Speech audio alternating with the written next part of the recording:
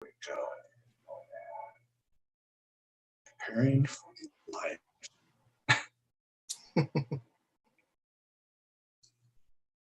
Gotta love it. Yeah, I know, right?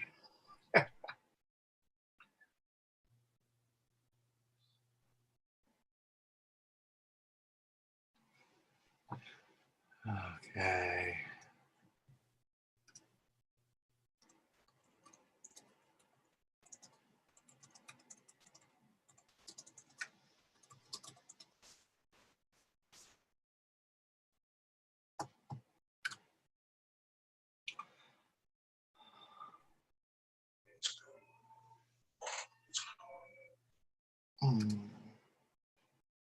There we go.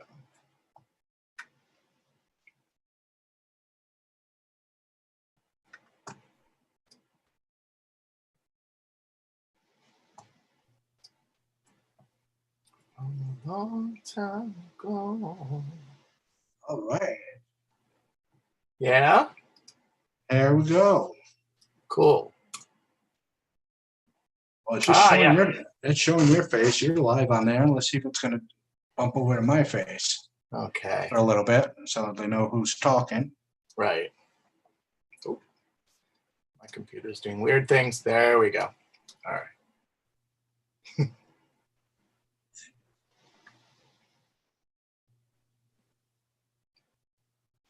Say this. Mm-hmm.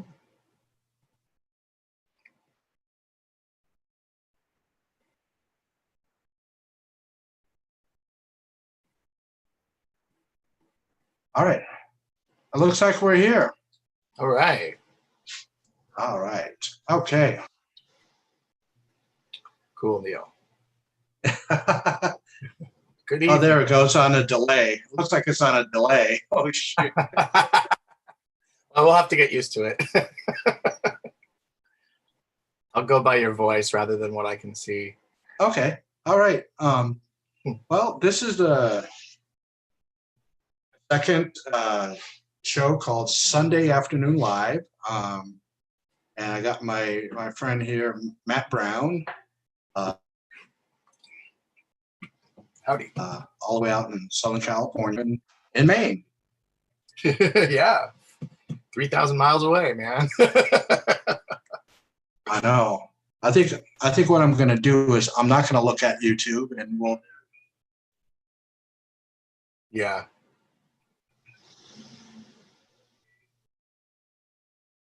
Yeah, I'm just going to pay attention. Yeah, it's probably a good idea.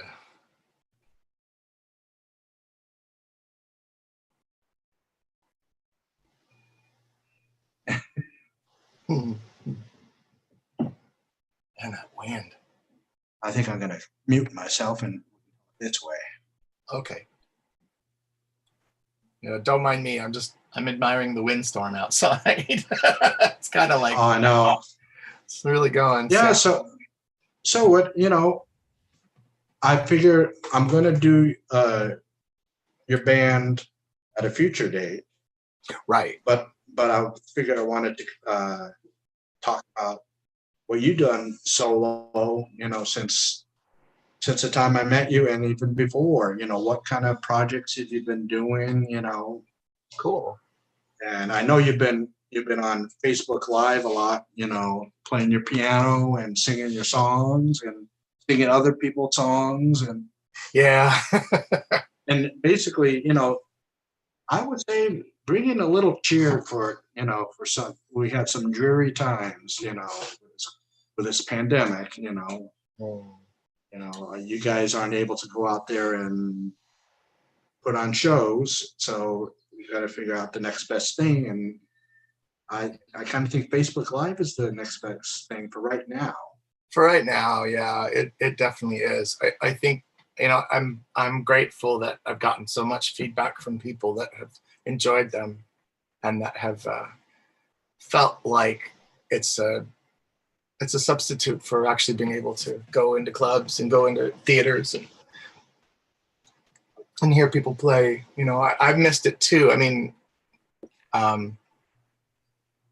it's therapeutic for the for the musicians, I think, as well as potentially therapeutic for the listeners. I mean, if it works good, if it, it's at its best, and you're right. I mean, the last 6 or 7 months have been really all over the place. I also think that someone out there that's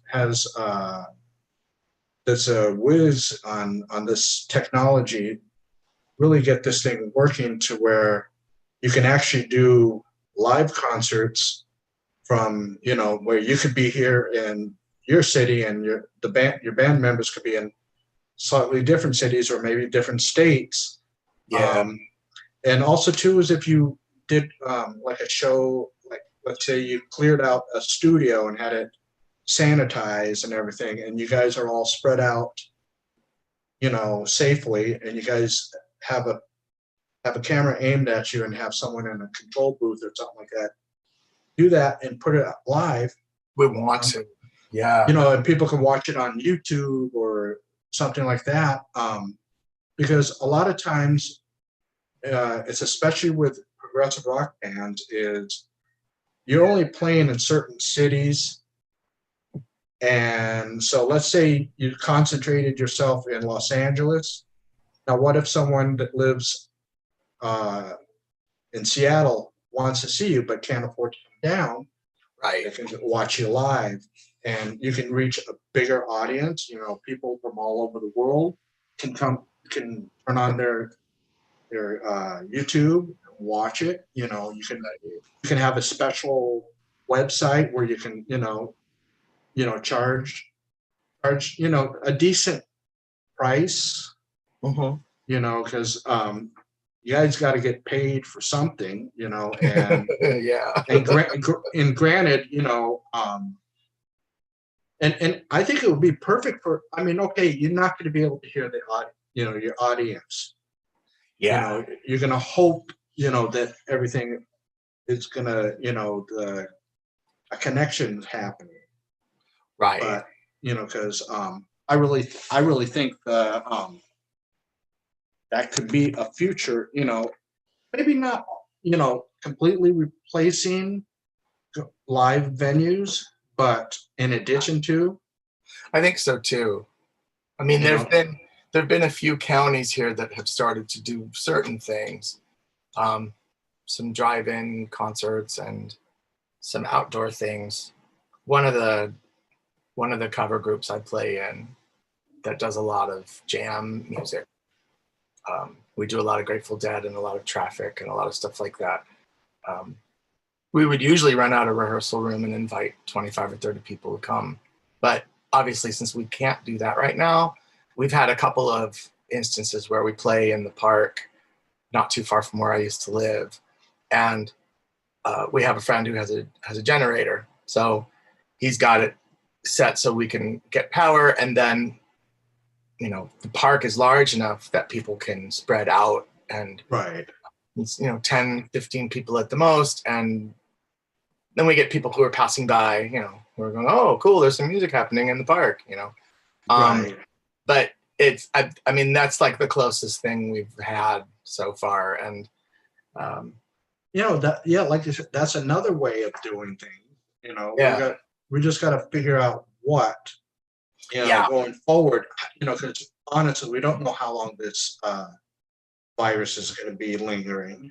So we need to, I have seen a lot of people on Facebook, some musician friends and all different styles of music, complaining, I can't play live. I think instead of having that attitude, maybe try to work in something, make, okay, you might not have the traditional live experience, but you're going to have something.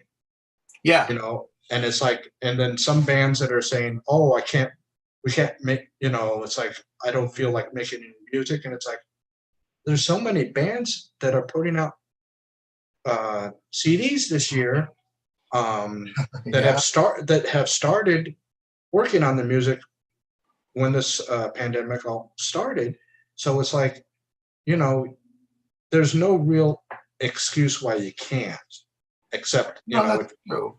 That's you true. know, If you're feeling like, if you're feeling inspired to come up with something, or are able to channel the climate of the times, I guess is the best way I could think to say. yeah, that's, something creative, then yeah, absolutely. I mean, this can be used to the advantage of, it's like, whereas before you had some limitations as to, when you're making your music, it's like I got pretty much, I'm gonna say normal life going on, Yeah, your job, right. and and then you have the music life. So now normal life is kind of shrinking a little bit. So now you can take, the time that you were using for normal life activities, visiting friends and family members and such. You can use that towards creating music, and Yeah, so it's like, let's just say, for example, out of a 30-day month, you only had like 5 days for writing music and stuff like that. Now maybe you got 10 days, so, yeah, or it's maybe a true. little more. It's like, Yeah, I and had been working from home for about 5 months. What are you doing? My cat wants in on the action here. uh, Um, she might be wandering around me. We'll see. Um, yeah, I mean, I had been working from home from late March up until about maybe a month ago, and I also was moving during that time, which was interesting, but but it worked out okay. And now I have everything either here or in storage. And um, I did do a session for a friend of mine who was working on a record, a friend named Louis Chavalella, who lives in New York, and he was finishing a record and wanted some extra keys on it. right, And it used to be that unless one of us was sick, we got together, or one of us had a gig. The AmuZeum guys, we all got together every Wednesday, and we put the record out. And even as the record was being mastered and released, we'd already written like 4 new songs, and they were in various stages of completion, but we didn't get to record them yet. So we thought, well, why don't we? I should show everybody. Yeah, that one, New Beginnings. Yeah. So we put that out around April, and all the while we've been working on new stuff and just getting it in, and it's in various stages, But what we're doing now, and we'll talk more about this when we get the guys in, Oh yeah, is since we can't really get together, do our weekly thing yet, at least we all have setups at home where we can record and we can demo ideas, and we've got exactly.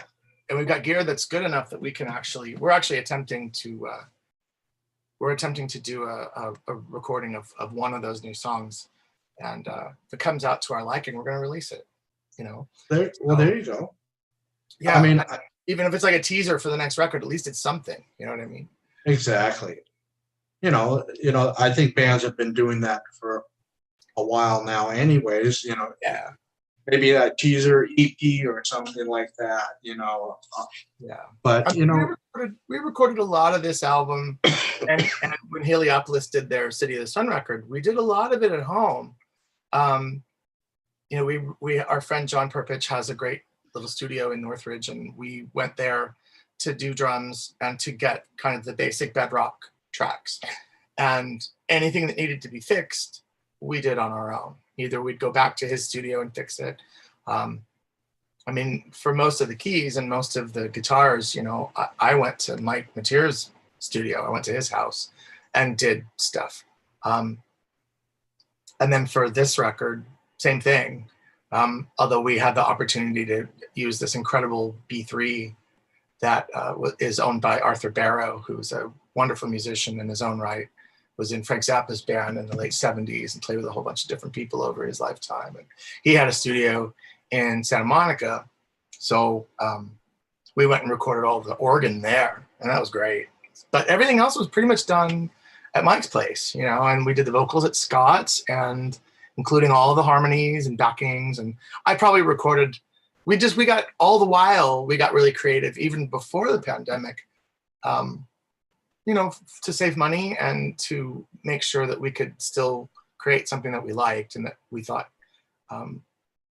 was appropriate for the material. And oh yeah, with the justice, So. Well, with all the equipment, that's available nowadays to do, home recordings. I mean, I remember one time, I believe it was last time I was there in 2012. Angie and I went over to Mike's house. Oh, cool. Okay. And tiny house, but got in, and he had his little room set up, and I thought that was really cool that you can be able to do, who would have thought, Yeah. And that's where we recorded. That's where I recorded most of my keyboards for the record. Yeah. I just brought over whatever gear I needed, or if we had virtual instruments, we would trigger them from his place. It just depended on what we were using. But yeah, the fact that you could have that great quality of studio recording in a small little residential place is pretty cool. Oh, yeah. It's kind of miraculous. Oh yeah. And so, yeah, like going back to your, your Facebook Live things you do, pretty much. I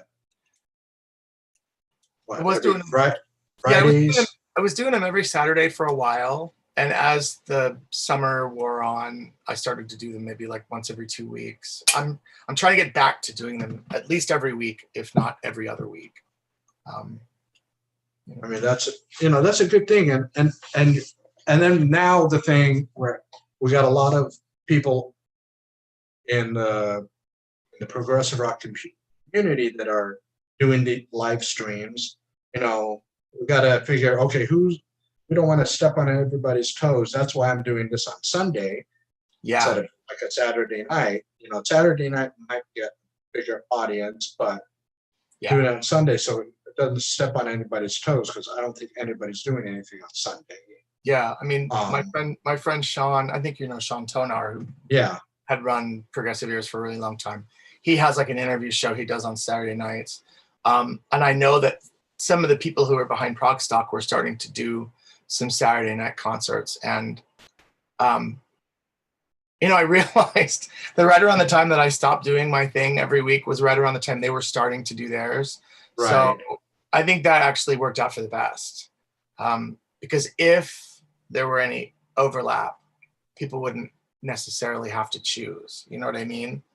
Or if, let's say, time slots, how they do like in festivals, Yeah.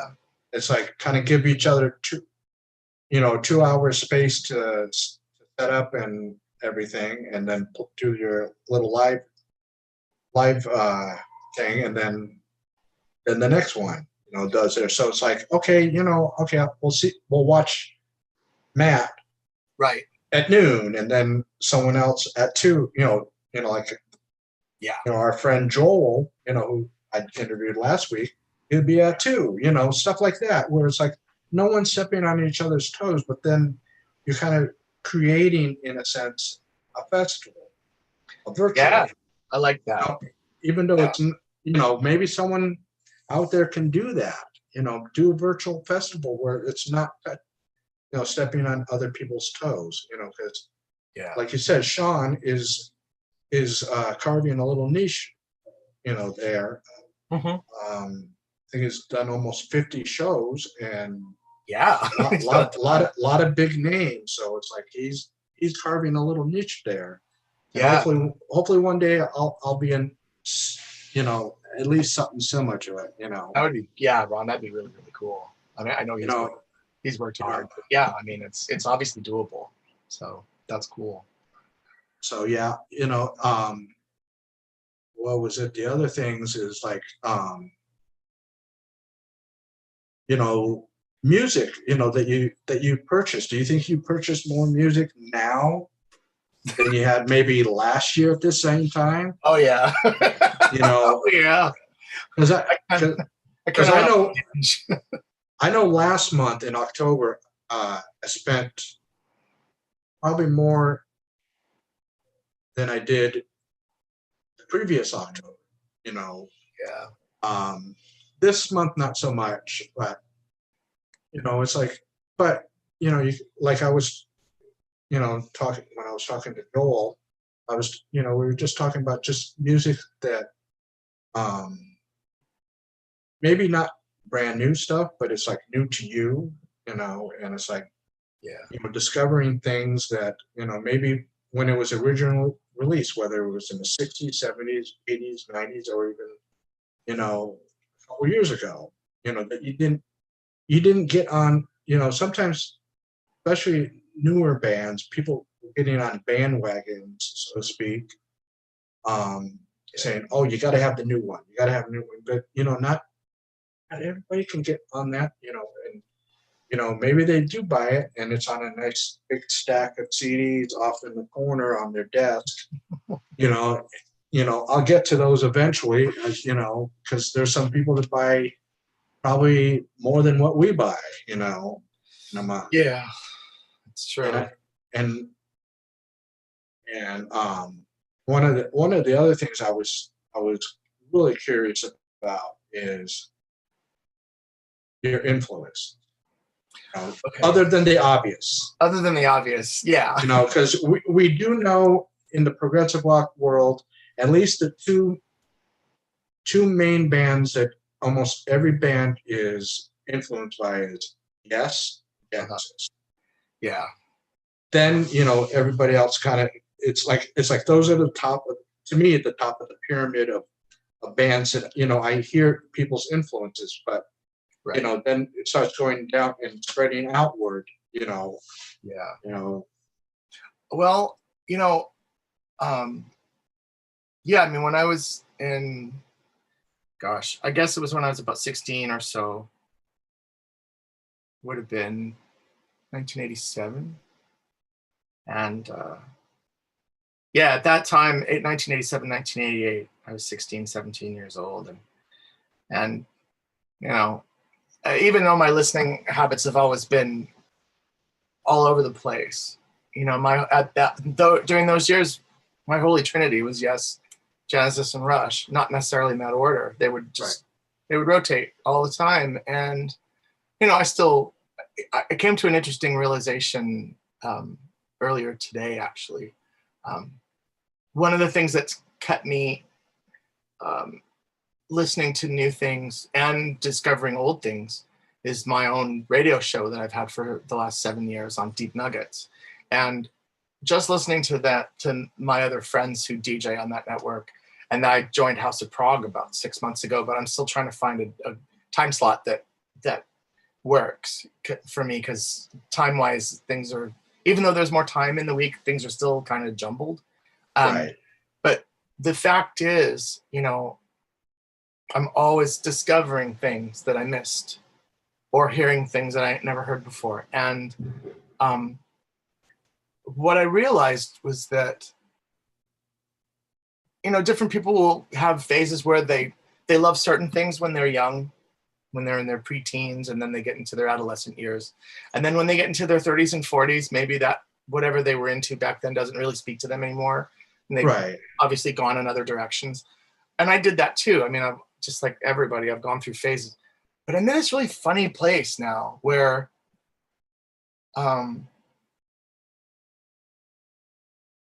it's all just gone like this. You're I right. can't even show it on the screen.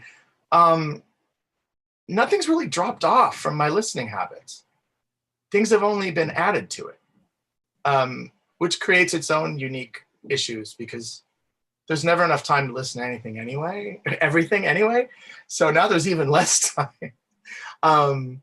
But yeah, I mean, I still dig a lot of the stuff that I loved as a kid. I mean, when I started playing instruments, um, I started taking keyboard lessons when I was 7 years old. and we didn't have a piano, interestingly enough. My parents decided, and I don't know if, I don't know, I may have had a hand in this too, I can't remember, but we bought a Baldwin organ, which had 2 manuals and, you know, 2 octaves of pedals. Actually, no, I think it was only 1 octave at that time. I don't think it was 2 octaves. Well, it looks like we've got some people in our audience. Oh, cool. Hi, everybody. Yeah, so I had a really kind of a unorthodox way of learning keyboards. You know, I mean, a lot of my friends, a lot of my peers, and a lot of the people that I've admired for so many years, you know, a lot of them started on piano and then they maybe moved to other instruments. And I was kind of the opposite. I started organ, and I played organ. I actually was in theater organ competitions when I was 11, 12 years old. We didn't actually get a piano until I was about 16. I played at school, and I started playing drums about a year after I started playing keyboards. And so throughout my kid life, I was doing both all the time.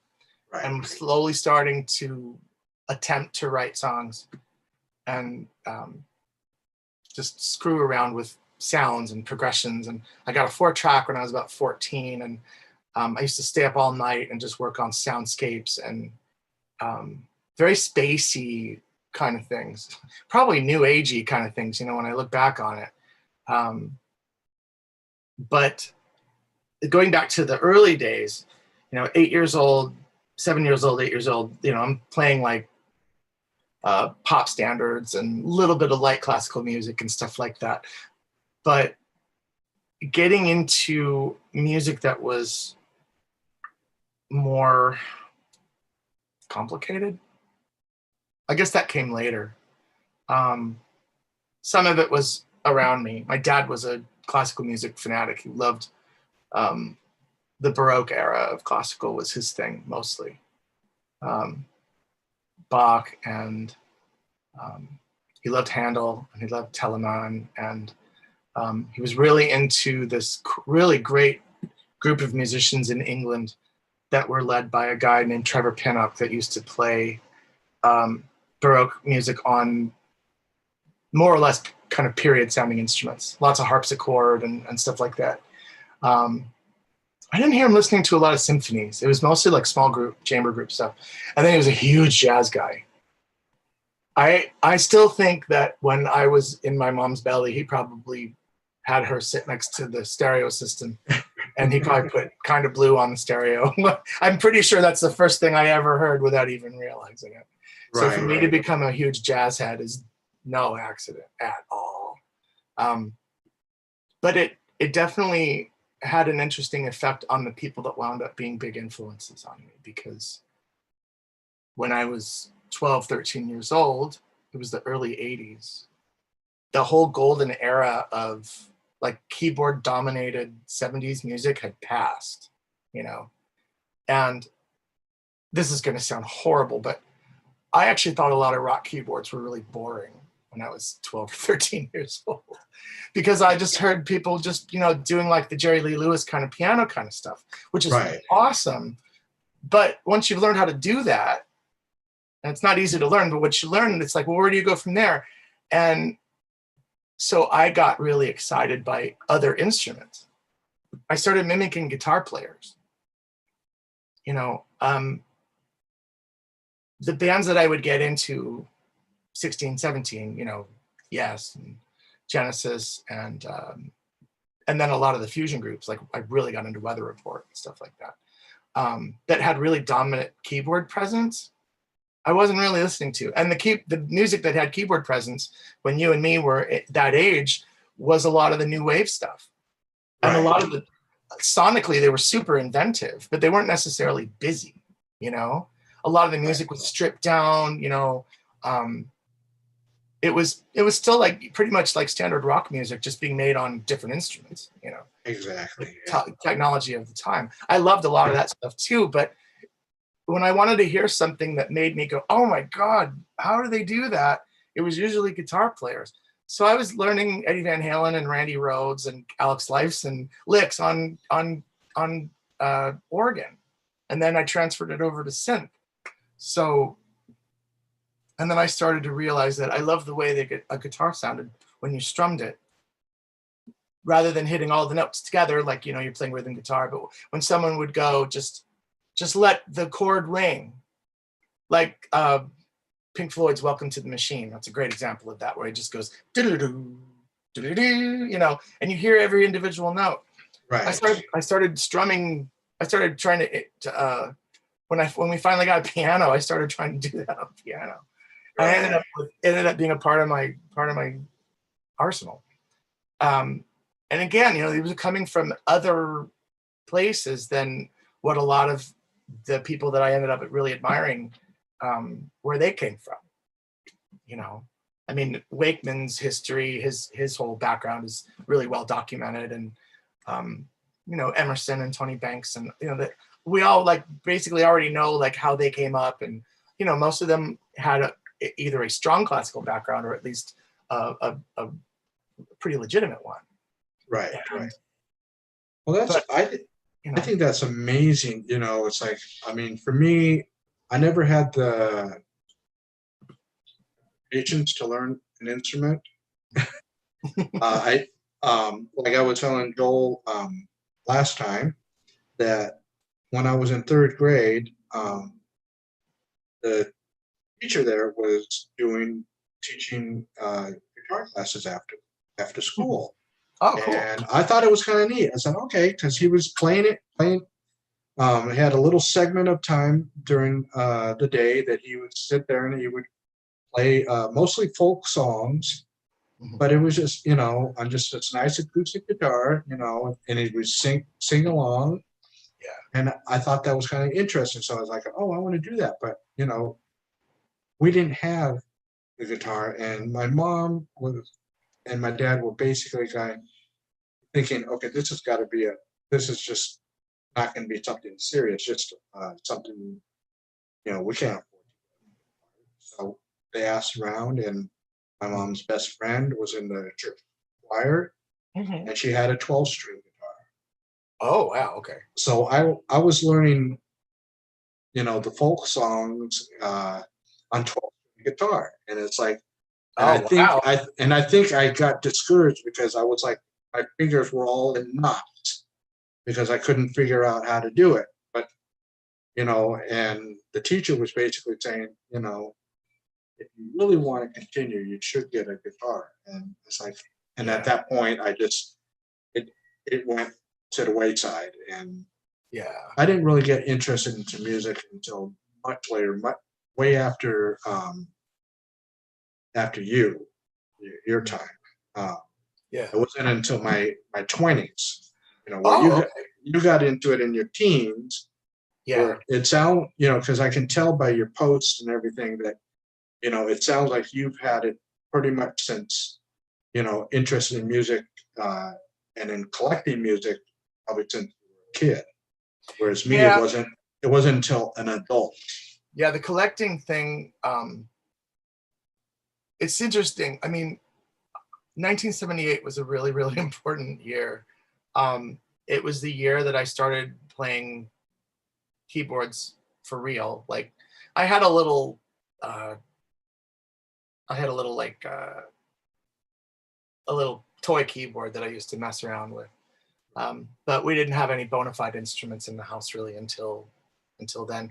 And that was the same period where I got my first radio and started buying singles. I bought singles for years and years and years. I still do, actually. And in 78, it was the AM radio. It was top 40 radio, which at the time still had a lot of diversity to it. And it was the 45s and it was the organ. And then I think about 4 years later, I switched over to FM radio and started buying albums. And that was the point where, like, I know Joel and I have talked about this before because there's a lot of very odd parallels between the two of us in our lives. we were both really, really into metal when we were in our teenage years. And for a keyboard player to be into metal is kind of strange. You know, Yeah. I always say that it's because I was a drummer too, but because you don't hear, again, you know, there wasn't a lot of keyboards in the music I was listening to. Right. Yeah. Mostly guitarists. And that's another reason why, you know, and I started, the first time I heard The Number of the Beast from Iron Maiden, I lost my mind. I was like, whoa, what is this? I've never heard anything like this before. And so they were the first band that I kind of started obsessively collecting for about 2 or 3 years. And one rabbit hole led to another. It just kept on. Oh, yes. You know? Yeah, like when back in, what was it, 83, 82, 83, I was getting, you know, the cassettes. Yeah. And the two ones that I remember, and I think they were the very first ones I got, was Queen's Greatest Hits, and Classic Yes. Wow.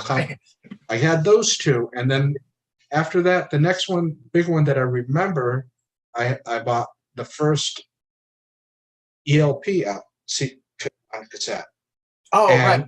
And at that time, I had no idea that this was progressive rock. It didn't, you know, that didn't register to me. It just registered as like, okay, these guys are just a little different than what's on the radio. So it's like, yeah, it's like, okay, you know, I got something like that. But, you know, that was in the 82, 83. But I really didn't get into music, I mean, until I think it was about right after 2 years after graduation. You know, it was 1986. Okay. You know, 22 years old, and my best friend that I had growing up, I went over to his house, and this guy was into everything metal. I mean, everything from anywhere from, you know, classic metal, you know, like Judas Priest, Iron Maiden, to Metallica. Then he was listening to glam metal. He was listening to black metal, you know, every metal and the whole spectrum at that time.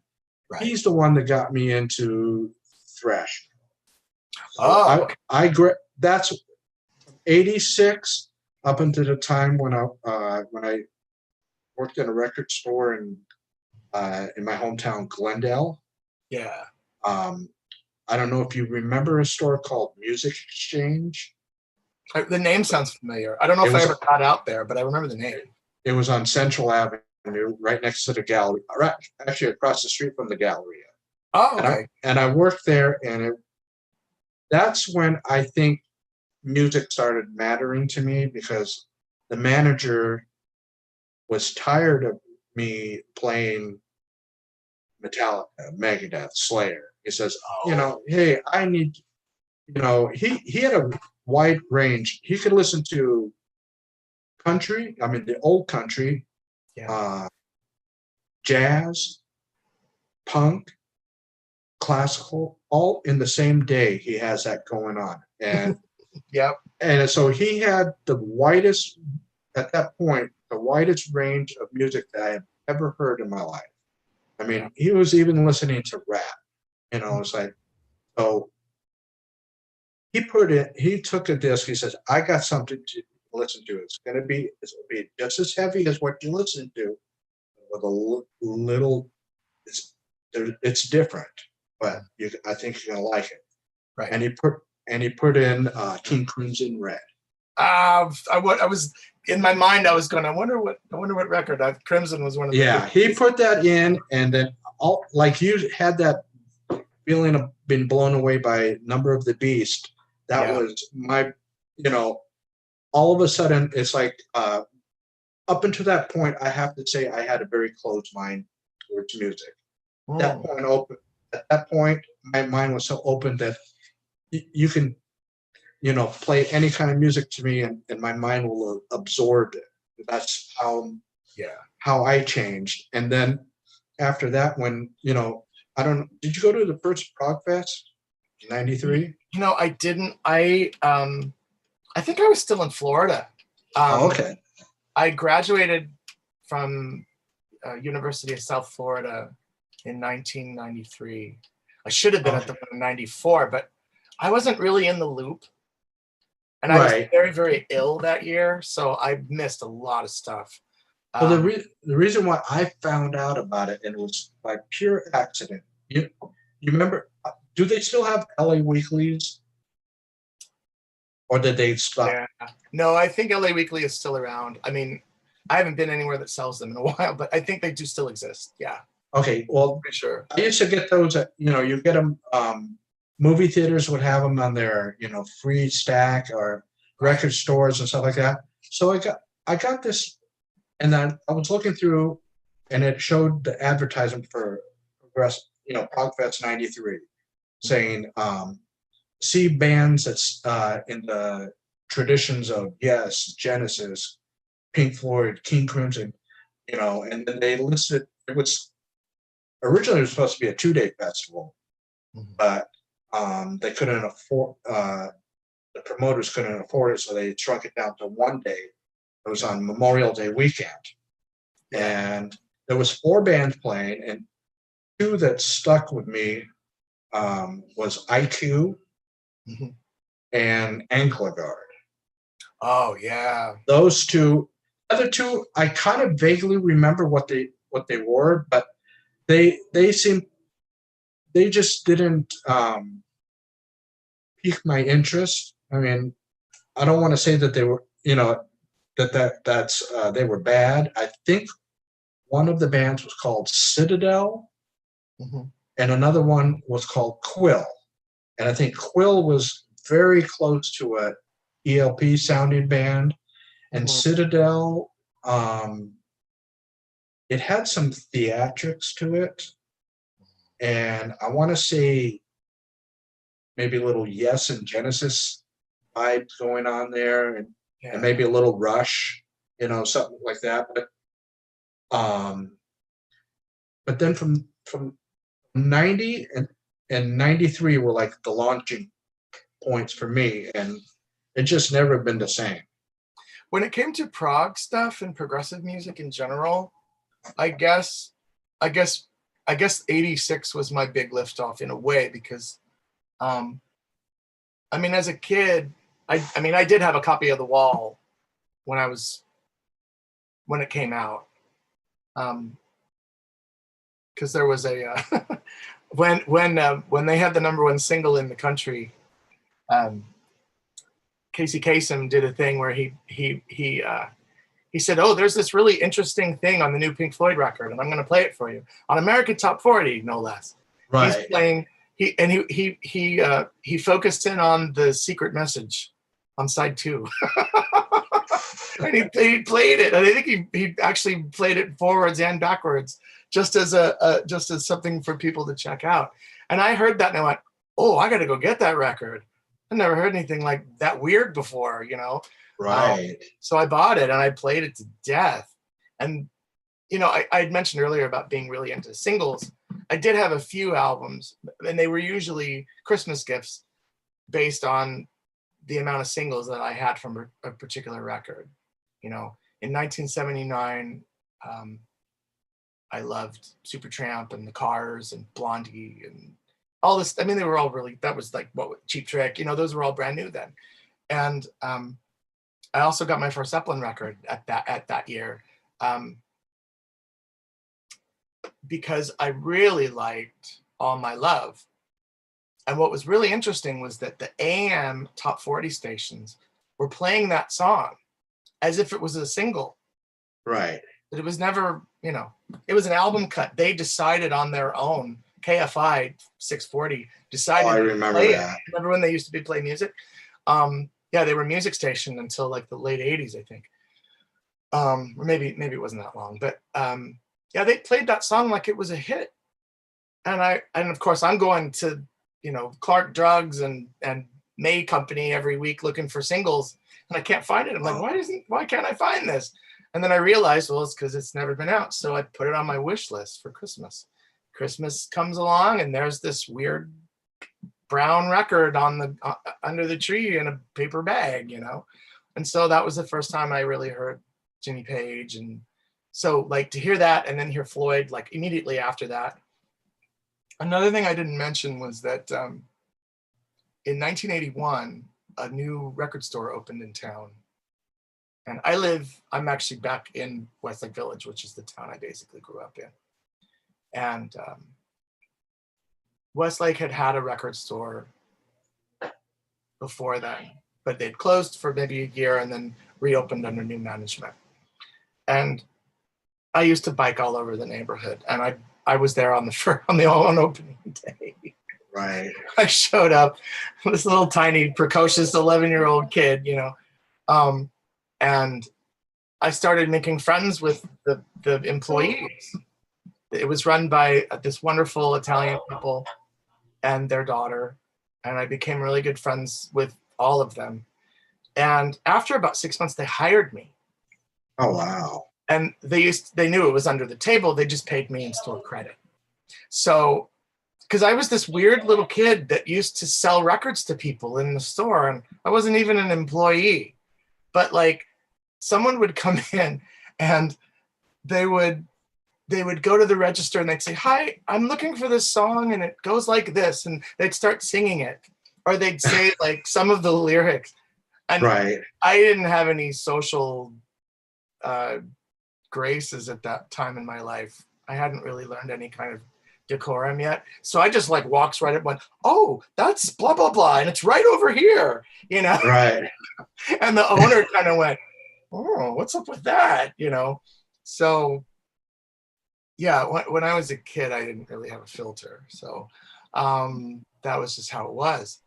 But what happened at the time was that all the people in the store were like 10, 15, 20 years older than me. And I idolized these people and I idolized their tastes. So anything they were interested in, I wanted to know about. And they were all listening to KMET and KLOS and KROQ. And so I was, all of a sudden it was like, wham. I remember the first day that, it was 83 and I was buying a lot of metal, Crew and Priest and Def Leppard and Maiden and Ozzy and all that. Because I'd gotten into some of that, in the years, like the year before. And one of the guys in the shop said, "Hey, I want to put this on for you. I think this might really rock your world." And he puts on 90125, which had just come out. And I'd heard Owner of a Lonely Heart, of course, because I was still listening to Top 40 radio in addition to rock radio. But then I heard the rest of the side. I heard Hold On and I heard It Can Happen. And I heard Changes and I went, whoa, what's that? So it was a really interesting entry point. Like when my ears decided they really wanted to hear more of that kind of action in music. Right. That was like a primer. So you mentioned Classic Yes earlier, and I think I bought that when I was about 15 or 16. And I just thought, yeah, check this out. And one thing kind of led to another. I liked it enough to start maybe checking out some of the other records. And so I ordered Yes songs from Columbia House. Oh, I remember Columbia House. Remember Columbia House? Yeah. So I ordered Yes songs, right? And I put that thing on, and the Firebird Suite is starting up, and then they go into Siberian Khatru. And just the energy and the ferocity of that performance, the power of that performance, was like someone slapped me in the forehead.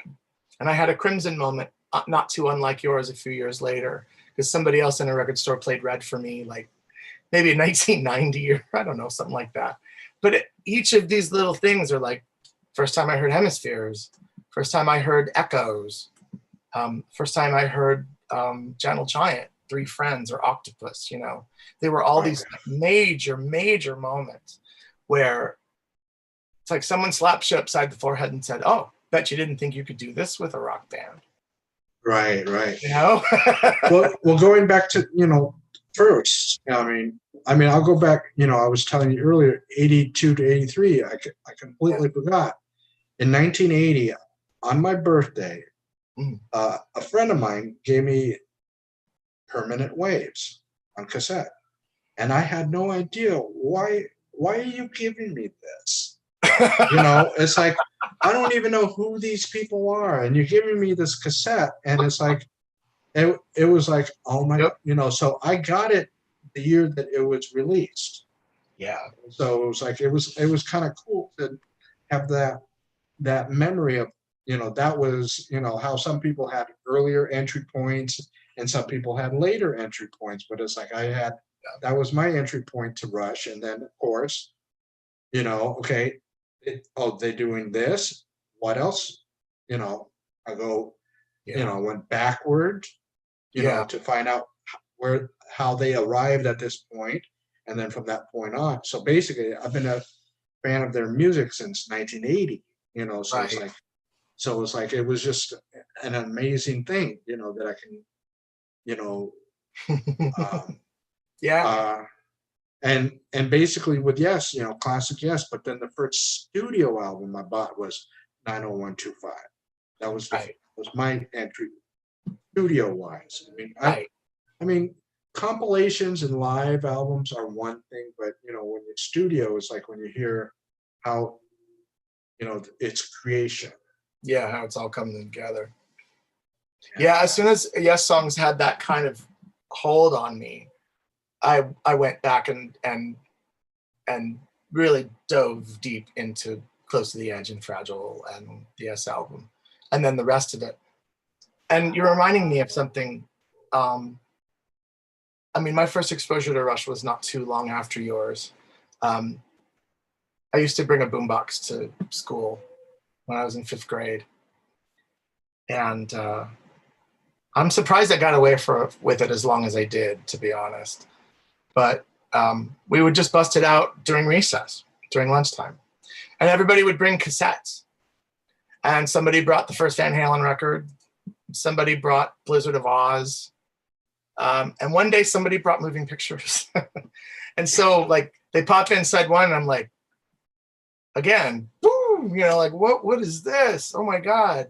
And throughout most of my young years, like pre-16, pre-17, I really didn't go and like, I would hear a record from somebody and just dig it to the ends of the earth, but it didn't necessarily make me go and check out the rest of the catalog. It was kind of one and done, or it was based on whatever I heard at the time.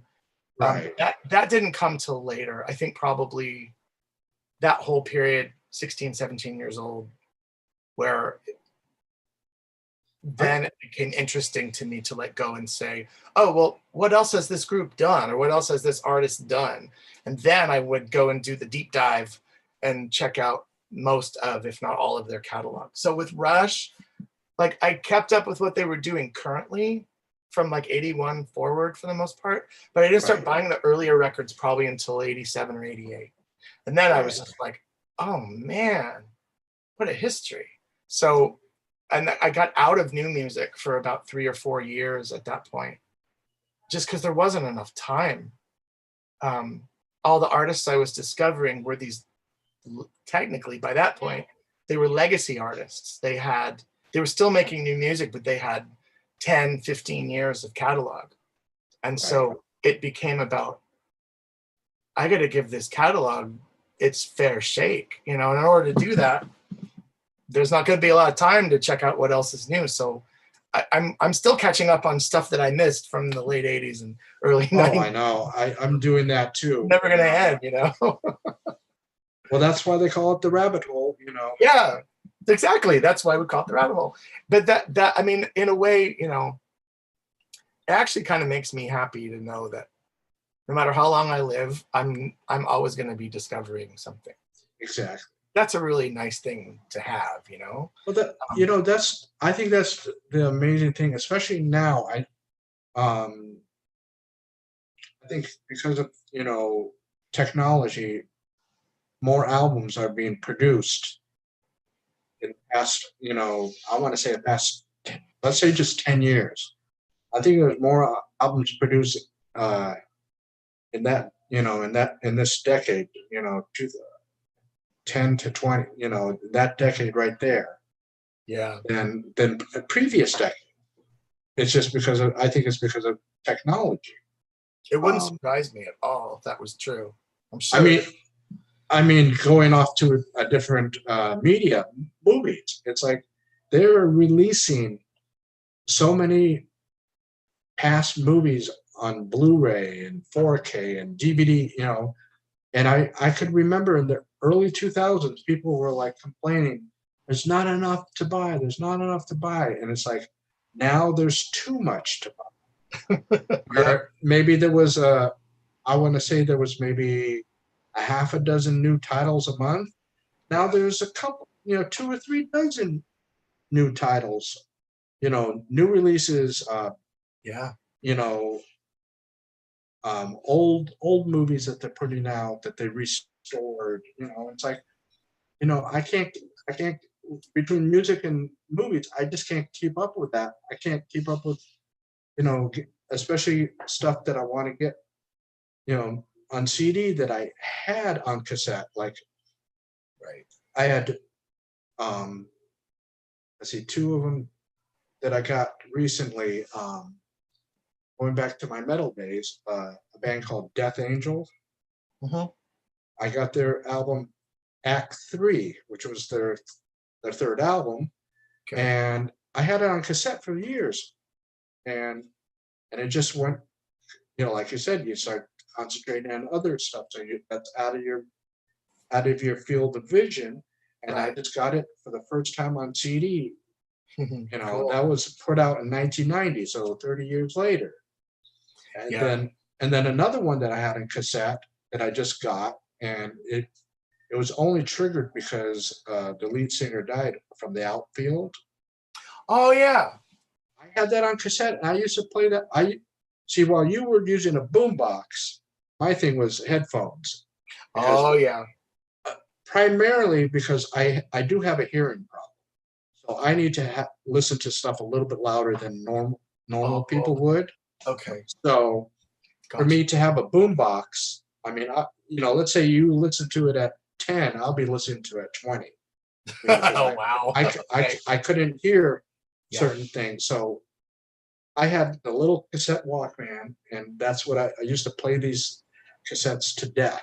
You know, I can remember there was a good 2 or 3 of them that would the tape would snap because I've been playing it so much. Rewinding it to certain points, and that thins out the tape.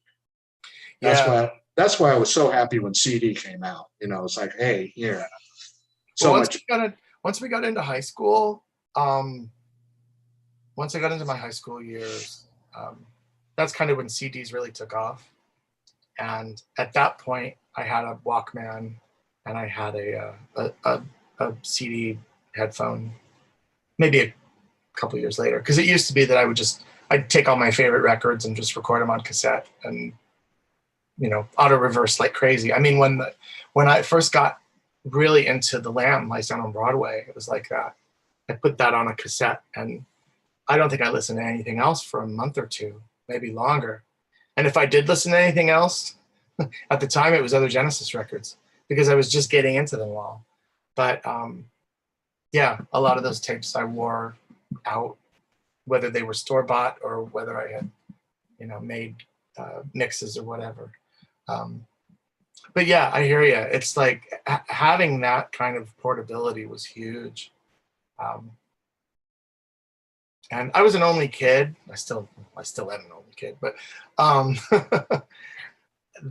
I always did a lot of things on my own, and I learned how to entertain myself at a young age.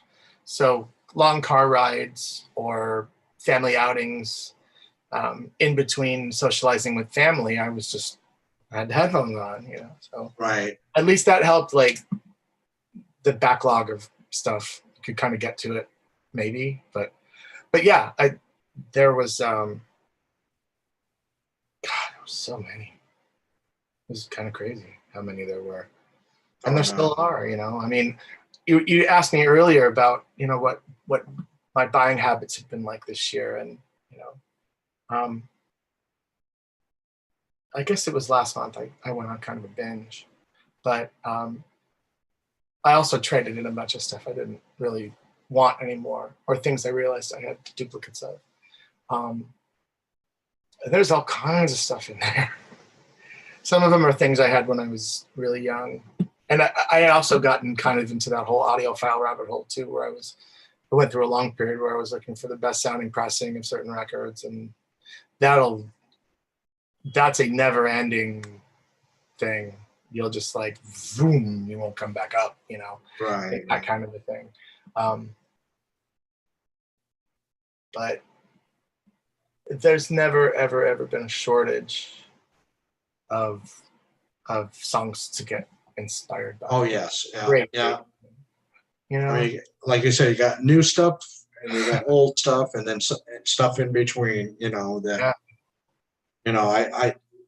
I think I've discovered in the past 5 to 10 years more than I had previously. And I've kind of opened myself. I noticed that at my age, at 54, almost 55, my mind is more open new styles of music than my 20s and my 30s.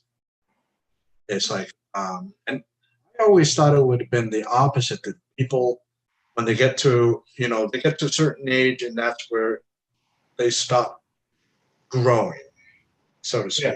Yeah. I'm not gonna, and I do have friends that they won't listen to music past 1990 or 95. They, they don't want to know for whatever their reasons. Maybe they just like to stay in a comfort zone. And for me, I don't. I want to hear new music, and even if it's a new band, or if it's a band from 1975 or a band from 1962, whatever it is, it's like I need to hear something new, because of course I'm I'm far behind on a lot of things that, let's say, you and a majority of our friends on Facebook, and I see people posting about these things, and I'm like going, wait a second, I never even heard this stuff. It's like, oh great, I gotta write it down on a piece of paper. This is the next thing I need to get into. It's like, right. it's like, you like go, damn you, Yeah. Yeah, I used to do that all the time.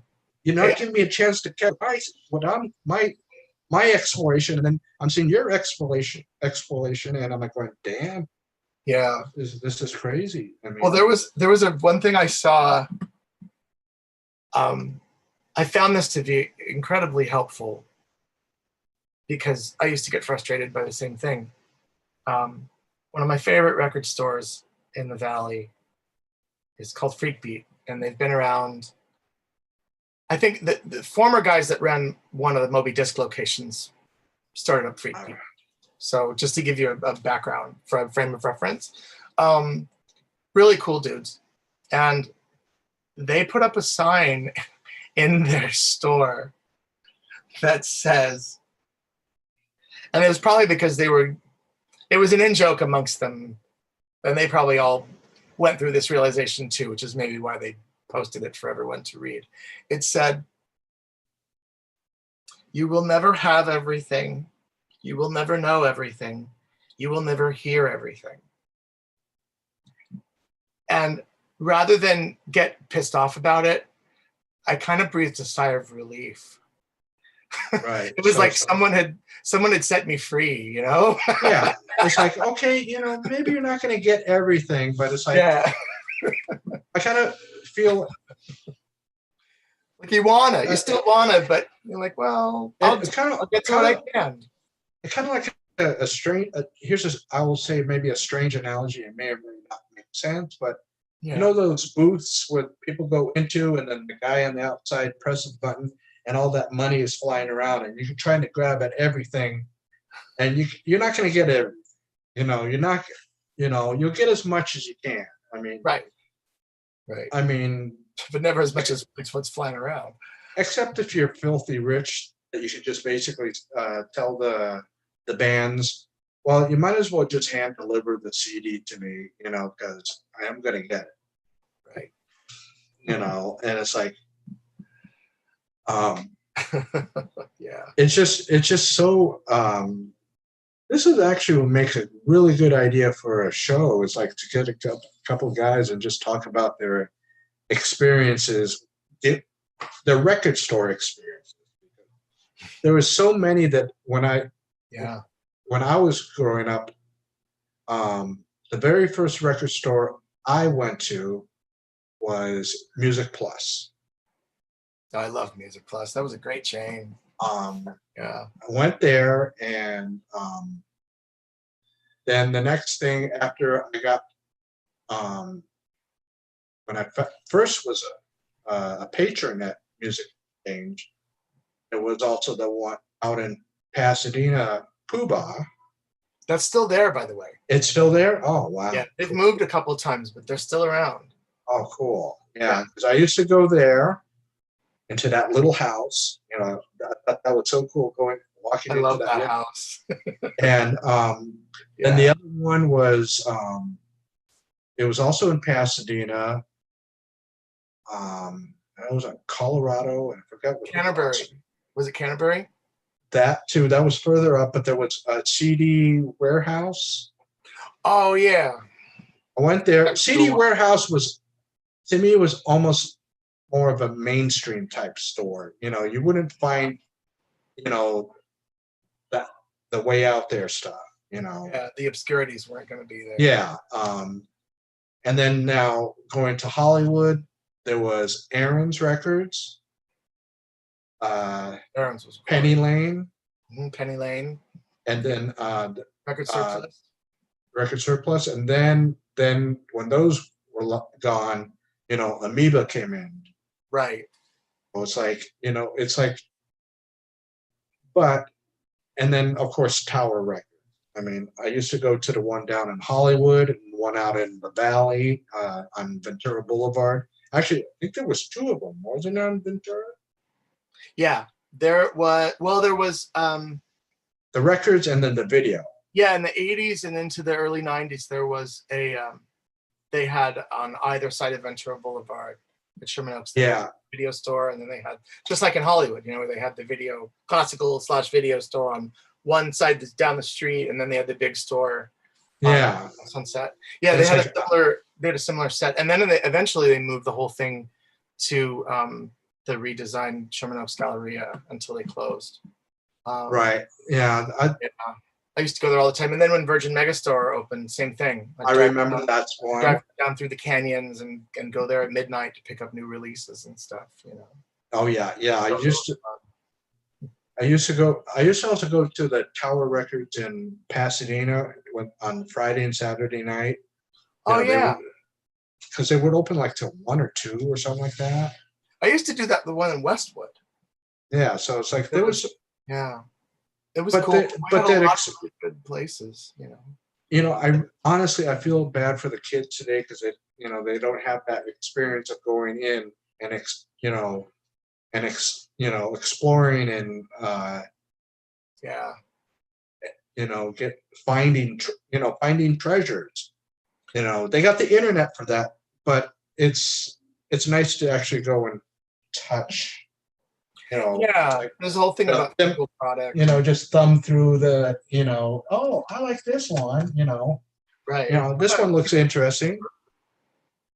But, there's still a few places to do that, but obviously it's a lot. It's not as commonplace as before. I mean, one of my best friends from college, from Northridge, texted me the other day, and he said, my daughter is starting to collect records, and he's like, I'm going to take her to one of the shops, and do you want to join us? And we haven't done this yet, but we will soon, I hope. And I said, yeah, sure. If anything, let me know where, I'll tell you what the best stores are where we can go together. And then because I think he wants his daughter to have that experience too. Yeah, I think it's a wonderful experience to be able to go and touch, if you're into records or CDs, whichever one, Yeah. And I mean, we have a chain here in Maine called Bull Moose. I've heard good things about that. Yeah. Bull Moose not only has music, it has movies, and it has books. So it's kind of almost like a Barnes and Noble setup. Yeah. But it has a good selection of, and the employees there look like music fans. They don't look like corporate thing. Yeah. Yeah. That's the one thing, if you go into a record store and if the person is wearing a uniform, I'd say a good chance you're not going to have a good experience in there. Yeah, it's less likely. Because they're gonna tell you, they're gonna show you the top 10. Right. They're not gonna show you the cool, weird stuff. Right. You really only get that when you have kind of built up a certain amount of acquaintanceship with some of those people. Oh yeah. And I mean, sometimes even when Tower was still huge. I mean, one of my oldest friends worked at Tower. There was a Tower in Woodland Hills for a while too. And he worked there for many years. And yeah, because I mean, I think they'd have to wear like a badge, but otherwise I think they could pretty much dress more or less how they felt. And once you got to know, it's a really good idea actually to have a panel for record store experiences. And this would feed into that because, you go to your local shop and you start meeting the people who are selling you this stuff, and you start to learn what they're into and they start to learn what you're into. I had so many times when different employees of different stores would say hello and they'd say, "Oh, you know what? This just came in. It might be up your alley."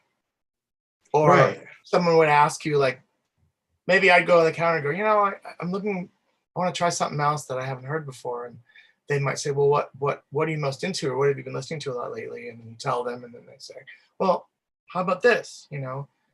There was this great guy. I don't know if you got to go down there being in Glendale, but did you ever go to a place called Round Sounds in Redondo Beach? Yes.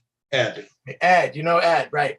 So Ed, bless him, man. Ed saw me coming a mile away, man. Right. Ed was the first guy to play me Gentle Giant. I walked in my Yes shirt and I was looking for collectibles, because by that point I was starting to look for collectible singles and bootlegs and all that kind of stuff. And he was like, "Have you ever heard these guys?" I said, "No, I've seen their name for quite a while, and their album covers have made me really curious, but I haven't heard anything yet."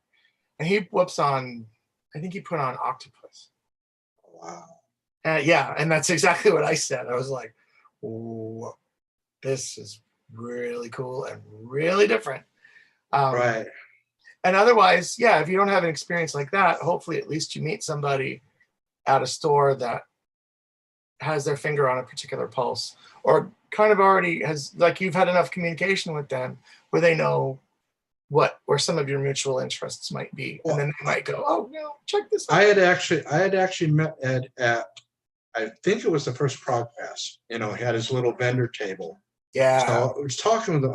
I think I bought a couple things from him. I don't remember, but when I went into his store, first time, and he was playing something on the radio, on his stereo, excuse me. Right. And I was like going, "Wow, this sounds pretty cool." And I said, "What is this?" That Camel. Okay. Yeah, now I can see it. He was playing this, and I'm like going, "Is that for sale?" I don't think I went through the first song. I said, "Yep." The first song wasn't even just started. I said, "Is that for sale?" And he goes, "Yeah." I said, "Okay, I'm buying that." it was just that kind of an experience where they couldn't do that in a bigger store to take out a CD and play it. No. I mean, we did it, you know, at Music Exchange. If it was used, Right. we did that, Right. but not a brand new one in the package because we could never sell it. But you know how imports never at that time in the 90s, and I'm sure still now, they never came sealed. Oh, right. They were all open already. Yeah. Yeah. So it's Yeah, like, America was the only country that sealed their CDs. yeah, Pretty much, you know. So yeah, you could listen to So- anything if you got an import. yeah, that was the very, now going outside of that realm of the, what you call the usual suspects of progressive rock, and all of a sudden Right. I'm adding, Camel, and I forget what.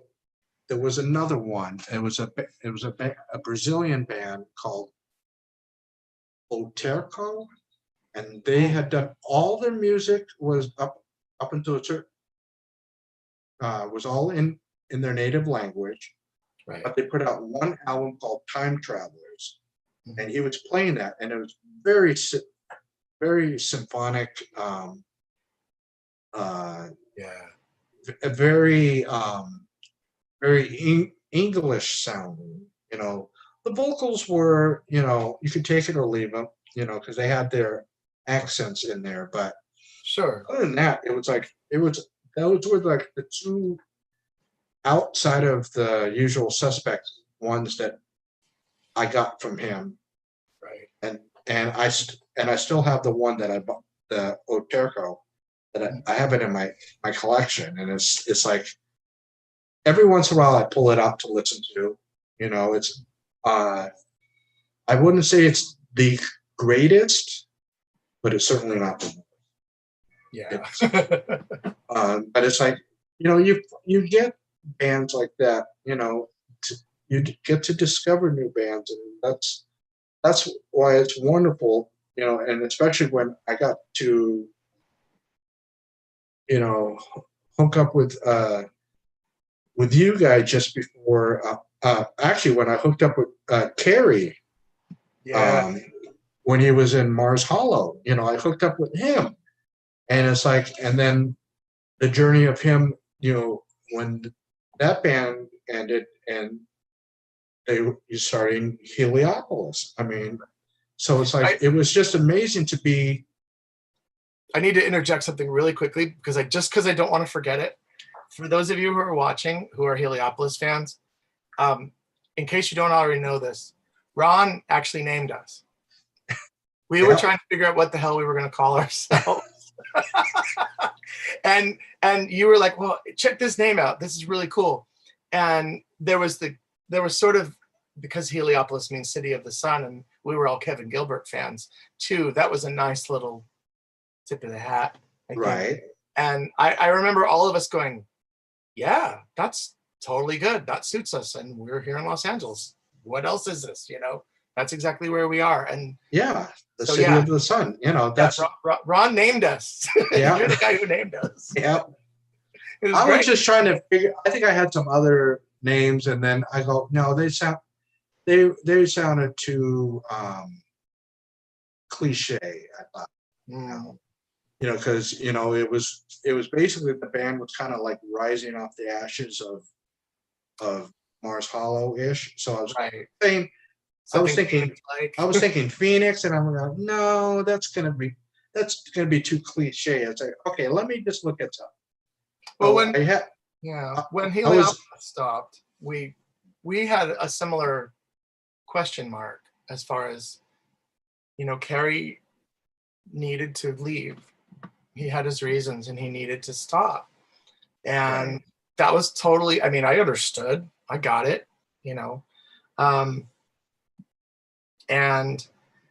but the rest of us, the other four of us, we were really keen on continuing to keep going. Admittedly, at that point, we had kind of hit we were having a bit of an artistic snag coming up with what was going to be next. Right. And so perhaps the fact that it ended up that Carrie decided to stop doing it. I don't know if that was a catalyst that made room. Perhaps it did, but when we were working on figuring out, well, okay, well, we want to keep going. What do we want to call ourselves? And that name process was painful. Oh my God. We'll get more into that later, but when the other guys are here, but we eventually settled on AmuZeum. We thought it was clever, even though we knew that we'd probably have to tell people how to pronounce it. We were like, that's Right. big deal. It'll be fun that way, because that's kind of the idea, is that, you know, all of us throughout our entire lives have been interested in music and in art that could be looked at a number of different ways. So like from a conceptual perspective, it's kind of perfect, because that's a name you could say 3 or 4 different ways. Technically, none of them are wrong, you know? Right. So, yeah, well, anyway, what we can do for the full band thing, I don't really right now have a date for everybody out there, but I was thinking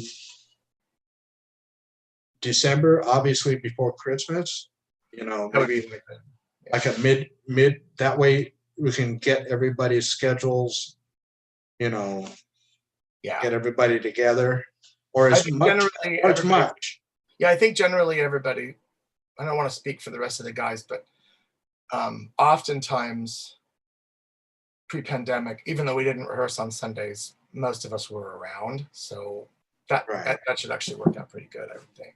Yeah, you know, if we can't get everyone, we'll get, you know, as many as we can, and then, you know, and we don't have to all be waiting right at the spot. You know, it's like, you know, people can join in, you know, make it come go. That'd be cool.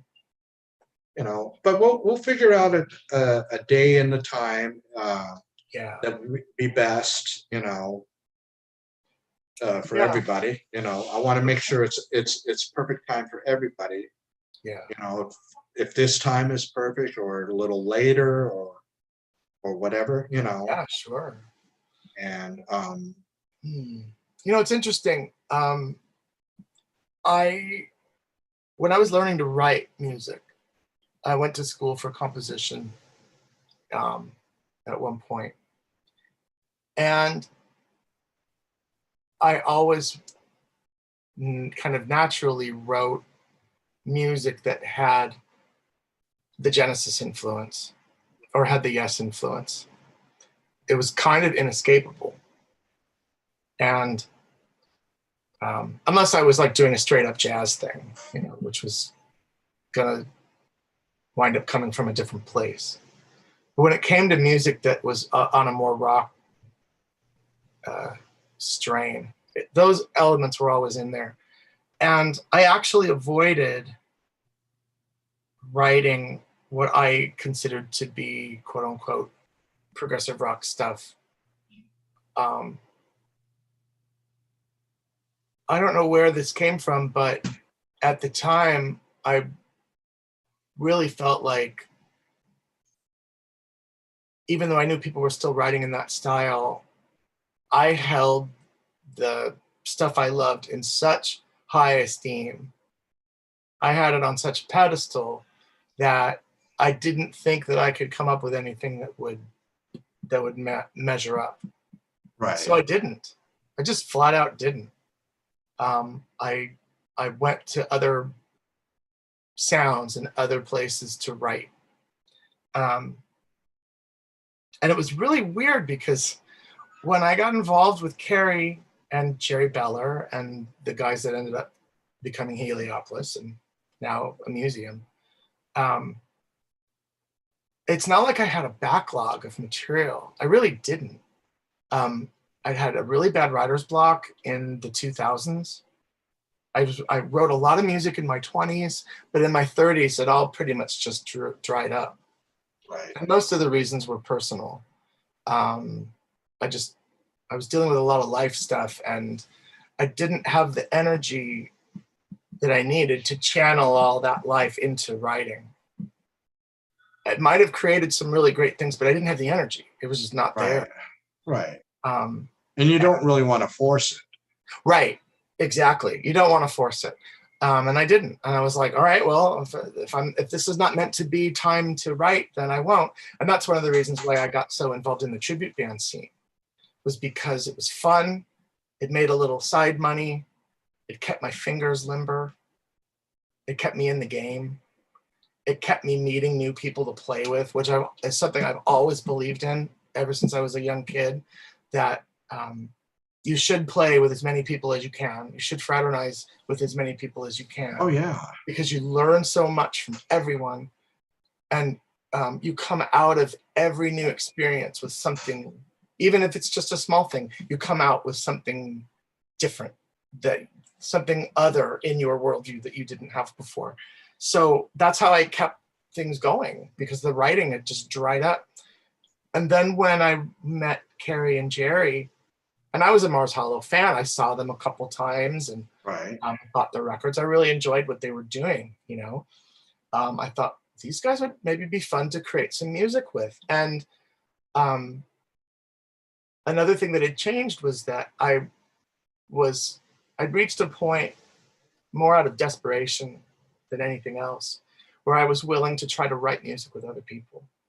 Right. Never really tried it before. I had a wonderful band in my early college days that I actually came back to California to be with my friends Ronnie and Lenny. Ronnie unfortunately died last year. Lenny is still with us. And we wrote songs, but most of what we came up with was stuff that someone would bring in and then we would arrange. We didn't really we had maybe 2 or 3 songs that were technically co-written. And I was really pretty set in my ways during those days about how I wanted what I brought into the group to sound. It took me a long time to be open to having my own material reinterpreted. Took years. I'm really grateful that it happened, though, because it kind of saved me in terms of being able to get some momentum going with writing. I would bring stuff to Carrie and Jerry and Scott and Mike, and so, some of the ideas, some of the riffs that ended up on that first record that were from me were just tossed off. And you hear that, like you hear musicians say, "Oh, I was just messing around with something," and somebody else's ears perked up in the room and went, "Wait, what was that? Play that again." And you're over there going, "I don't know, I just did this thing." And they're like, yeah, that's it, play that one more time. And then you find that something that you thought was just a throwaway, like me doing a warm-up exercise or something just to get me going, someone else would go, "Oh, that was really cool. What was that?" Some of the stuff in the record, there's the lick in Love and Inspiration, which was one of Carrie's songs. One of my favorite tunes of his, actually. I'm really glad we did that one. And it had a few sections that he had said, these are kind of like, I don't really know, like we could do other things with these parts. Like he had certain sections that were finished and they sounded damn good. And there's no, like, I didn't even, my producer hat, like, which I sometimes wear when people don't want me to, I didn't want to change anything. It just sounded great. But I came up with a riff and I was just doodling. And it was this, and I think I hit a chord. And I was just screwing around. I didn't think anything of it. And Jerry goes, "Play that." And Carrie goes, whoa, dude, what was that? And I said, well, if I think what I'm thinking you're thinking, it was this thing. And so I played it again. And they went, yeah, wait, we want to learn that. And I said, okay. And it's just a little thing, it's like a lick. It's just a little riff, but it just drew out of an accident. And that's one of the, like, the little victories about collaboration. That's, I was also to have like an open mind, because some musicians basically kind of like, this is the way I'm doing it, Yeah. That's it. You know, And I can appreciate no, that. I mean, sometimes people really have a defined vision. And right. if they don't want to screw with it, then you shouldn't screw with it. You know, I mean, it's both parties have to be open, just like You know, it's like, I kind of think if also too, if you, whether you're the guitar player or keyboard player, you know, or even bass player or drummer, whichever one, they have an idea of something that they want and they don't want to change it, but everybody else is like, yeah. that's when that thing called the solo album Yes. is good, you know, or Yeah. or the solo project, you know, that you can Right. just, you know, get that out of, you know, not could sound bad, but get it out of your system, Yeah. because, or out of the band system, it's like you're at, go on your own for something to do, work those, Yeah. Work those ideas. those riffs out, that, you think, okay, well, and also too is that if you figure, okay, well, we got a certain vibe as this band, and this thing that I'm working on, honestly, really wouldn't work Yeah. with, and so I say, okay, well, I'm gonna noodle with this up to the side and see where that goes, Yeah. There's and also the possibility that, you know, sometimes ideas for songs are such that they can be interpreted in a lot of different ways. Um, and there happen to be some songs in the world that can be taken into, like, say, a prog rock context where you like take the tune and maybe you do some additional arranging to it, or you add harmonies, you add maybe you make a few horses in midstream type changes, or give it a big ending or a really, really spacey intro. I mean, these are all like, I mean, you say them by themselves and they'll sound like cliches and stuff, but just I think some songs wind up being better vehicles for trying different things and plugging different things in. And it doesn't mean that the song that isn't really in that vein is a bad song. Lots of times it's not about that at all. right. I think it's just that sometimes certain things really do end up sounding best in a particular way. And then it just so happens that some other ideas, for whatever reason, have a lot of room where you could interpret them in a lot of different fashions, and any of them are technically viable. Well, the one thing I got to tell you, I did listen to CD. I'm gonna throw it up again so people can. Yeah, new beginnings. I did listen to it really quickly. I wanted to get just like a grasp of it to, before I do an actual review, which is going to be later on this month. Oh, okay. I am really glad that it didn't sound like Heliopolis, or even going further back, didn't sound like, because there's a lot of the prog bands that they are Yes clones, they are Genesis, and they're so obvious on those, Yeah. and it's like, why? It's like we already have those two bands. I understand, the influence. I mean, Yeah. you can have a little passage here and there that kind of is like like you say, a tip of the hat to them. But it's like, if you're gonna basically be a progressive rock band, you gotta try in a way to use the definition of progressive as much as you can. Yeah. I know there's a lot, almost everything has been done, but you can, as musicians, you can certainly do something. And that's what I think on your new album, on this, it's doing, Oh, because, that's good to hear. Thank you. that's the first, I'll have to say that's the first impression I got off of it. I was like going, good. This is what I want. This is, maybe 20, almost 30, maybe 20, 25 years ago, my attitude would have been different. That it's like, yeah, I want another, yeah. I like this, they're doing, yes, they're doing Genesis, doing all those, Yeah. and it's like, but now it's like, no, I want to hear something that hasn't really been done before, even if uh the approach is similar, but Yeah. it's, you know I kind of look at music making now, especially when it comes to, we've got 100 years of recorded music. Yeah. Okay, at least. And I don't really think, and when we're young, we all are thinking, oh, I want to be this creative maverick and I'm going to reinvent the wheel. And these are all things that a lot of us think about, or I want to blaze a trail or do something.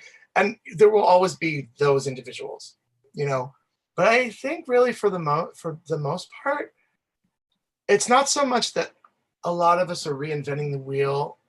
We're just dressing the wheel up differently every time, hopefully. And it's kind of like doing mandalas, you can decide how you want to color them in and what you want to do and how you want them to look.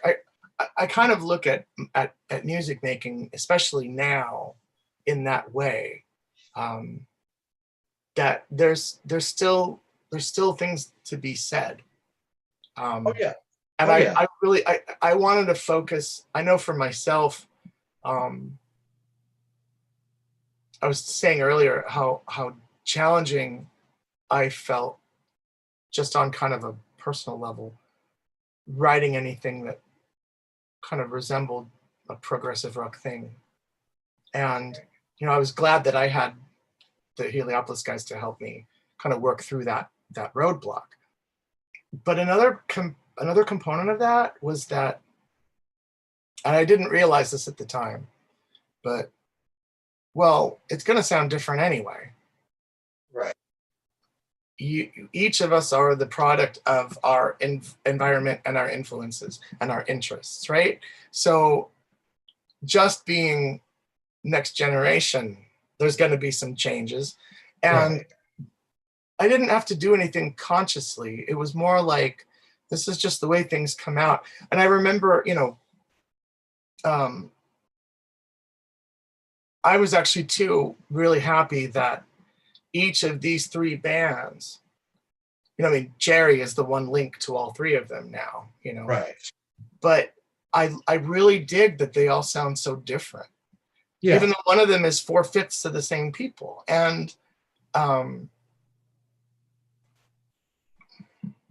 I actually would be interested to hear the other guys' takes on this. I can tell you for myself that there probably is somewhat of a conscious effort to stay away from doing part 2 of something I've already done. Right. That's probably built in there somewhere, because I'm kind of restless that way anyway. But I think that's also been part of my MO as a music fan. It broke my heart when we lost David Bowie so suddenly. Oh, I know. His illness had not been talked about. I mean, I think maybe a few people knew he was sick, but it wasn't like national news or anything. Right. And I hadn't even listened to half of his records yet. And there's a guy who rarely repeated himself. How he pulled that off, I don't know. But there was that feeling of, right, we did this. We're either reasonably proud of it or we aren't. But we want to have the next chapter have some different qualities. Yeah.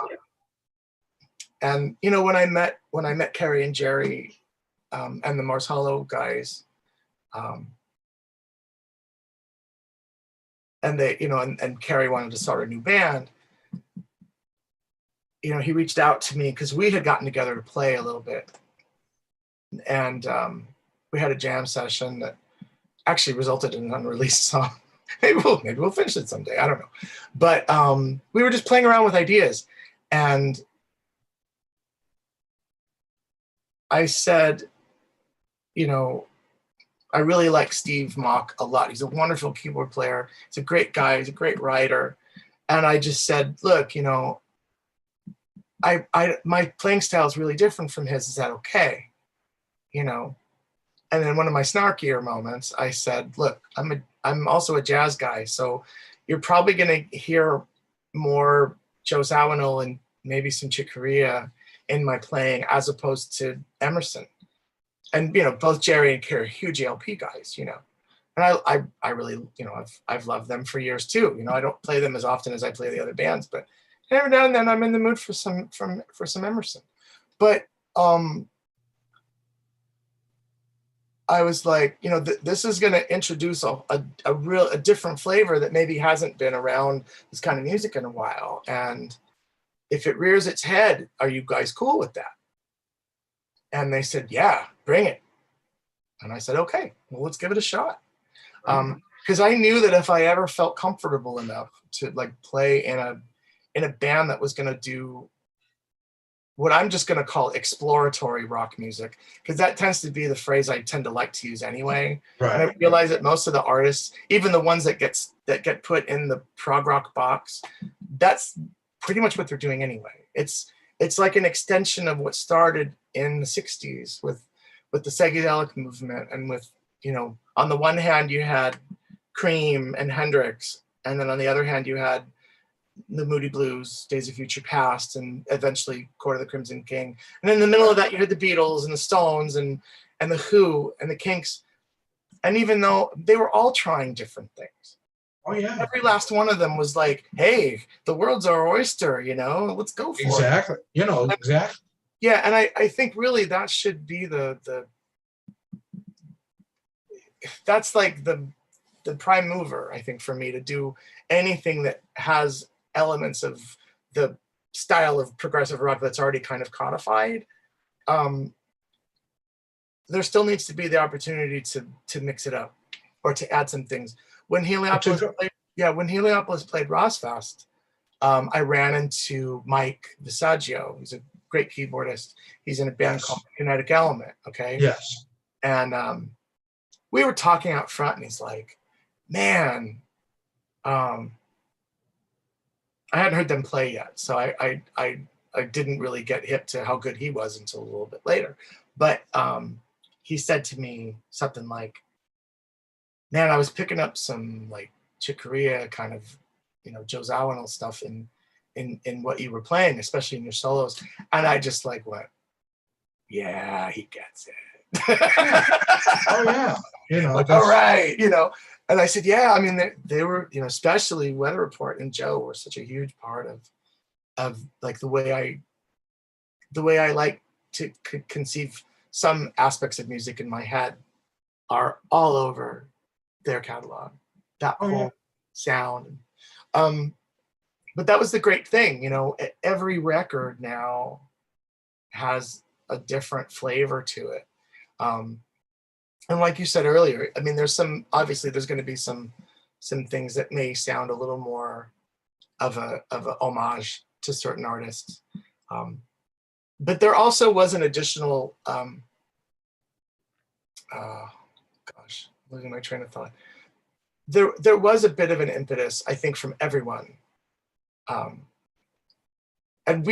when Heliopolis was working on the second record, which never happened, that discussion was had too. Everybody did want to keep doing some different things and introducing some different elements. I think we all kind of have that level of restlessness amongst us. Right. We want we didn't necessarily want to make like volumes of a book. It was more like, okay, well, here's a 50-minute short story, and and here's the next one, and maybe there's a couple of characters that are similar, but you know, these are really kind of two different stories. And the new stuff, same thing, you know. Honestly, I think that's the best. You know, it's like, I know there's some people that like to have their music in a comfortable way Yeah. where it's, it's like, but then to me, I think that's almost like, that's pushing you as the musician. It's like, it's like, I want to reach for the sky, but then there's this hand that's pushing you down. So no, you stay right Yeah, the there. ceiling You're keeps nice rolling. and you're nice and comfortable right there. You don't need to go anywhere else. Right. But then it's like, it's almost like I guess you'd say a catch-22, or damned if you do, damned if you don't. It's like, Yeah. Okay, if I do another album that sounds like this album, it's either people are gonna love it or they're gonna hate it. So Yeah. if that's the aspect, it's like, well, then let's try something new. Yeah. Because then again, they're gonna either love it or they're gonna hate it. I figure that if But everything is a risk, then you might as well not limit yourself. exactly. I mean, and it's like, and people that that have stuck with you, that know you're playing from those three, the two bands, and then your piano playing on Facebook, and your Right. tribute bands that you've been in, and even stuff, that with friends that you just said, they come over to your house, and they listen to you play. Those people listen to and know that, okay, well, Matt is not someone that's going to just stay in this area. You're going to be the one that it's like, because it's really obvious that whatever you buy music wise, eventually it's going to influence, maybe not to sound like them, but just how a certain band approaches things. And you go, well, hey, wait, that could work, with us, maybe, and you try it, and if it works, you go forward, and you create the song until it's recorded, Yeah. But if you play, let's go back to Yes, when they put out Owner of a Lonely Heart. Okay, now if the record label told them, we want more of that, I think that stumps the band's growth. Because I do now too. it's like, because then, okay, we can't really, that's all they want, and it's like, I forget where it was that I heard it, or which band it was, that they told that the record label told them they had a hit, and the record label told them, it said, we like this sound, do it again on the next album. And it was like, so basically, and I guess the guys in the band was, argued back and said, so basically you want the same song, but maybe with different lyrics. And it's like, hell no, that's not, we're the band, we're creating the music, let us create the music. If you don't like it, then we go somewhere else. Yeah. It's like, that's the thing with music that I love so much. It's like, everything that's behind me is not all the same. Right. And there's so much more that's right here that I can go out and explore. I mean, I have just two of these things that hold, I think, about 500 each. Right. One time I had a third one, but had to pay the bills. So I had to do some this was yeah. this was back when I was in California. I had three of these, and I brought them up, and it's like I consolidated because space wise too up here. But it's like you can always have more. I mean, only reason why I never got into records is I never had the space. Yeah, they're definitely a space commitment. That's the only thing. Other than that if I had the space for them, I would get some. Yeah. I mean, I like the fact that CDs, that they're compact discs. I record. For my car, I have one of those USB ports in it, Right. and I fill up one of these, like a 64 gigabyte one full of music, Right. and put it in there, because nowadays, I don't know how it is there in California, but radio stations play a certain amount of songs over and over and over again. Yeah. No, they don't go into any they just play the standards. Yeah. Yeah. And Radio formats pretty much across the board have gone that way, which they is one just of the reasons why I started doing the internet radio thing when I did. yeah, that's the other great thing now, is like you got the internet radio, where basically the sky's the limit, because you can design your show however you want. Yeah. And I don't know how,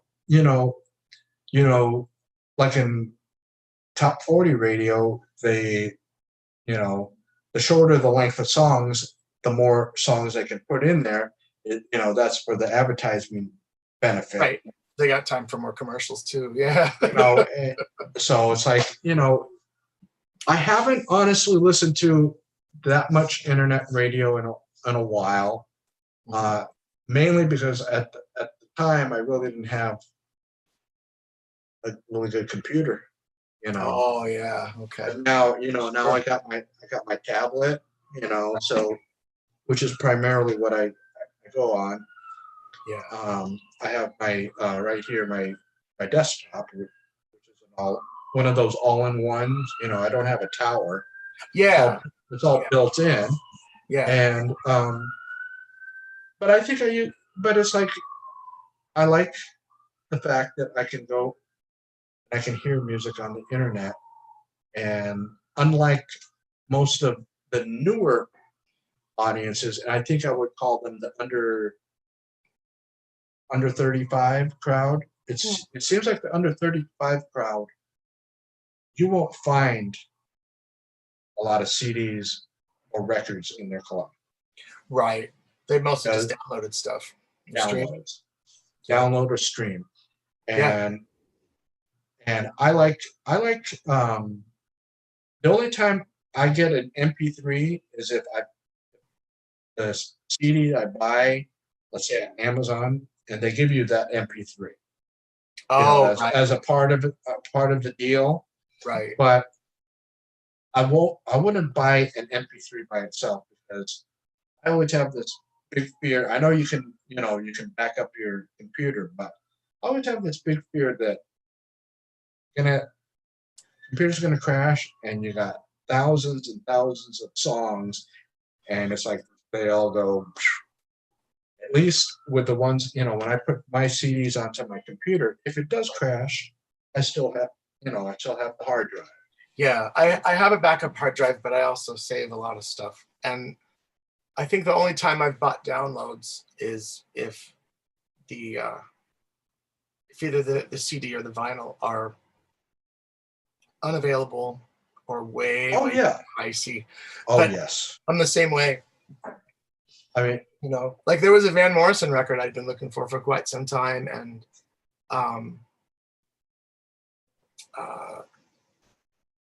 his catalog has been in and out of print so much, but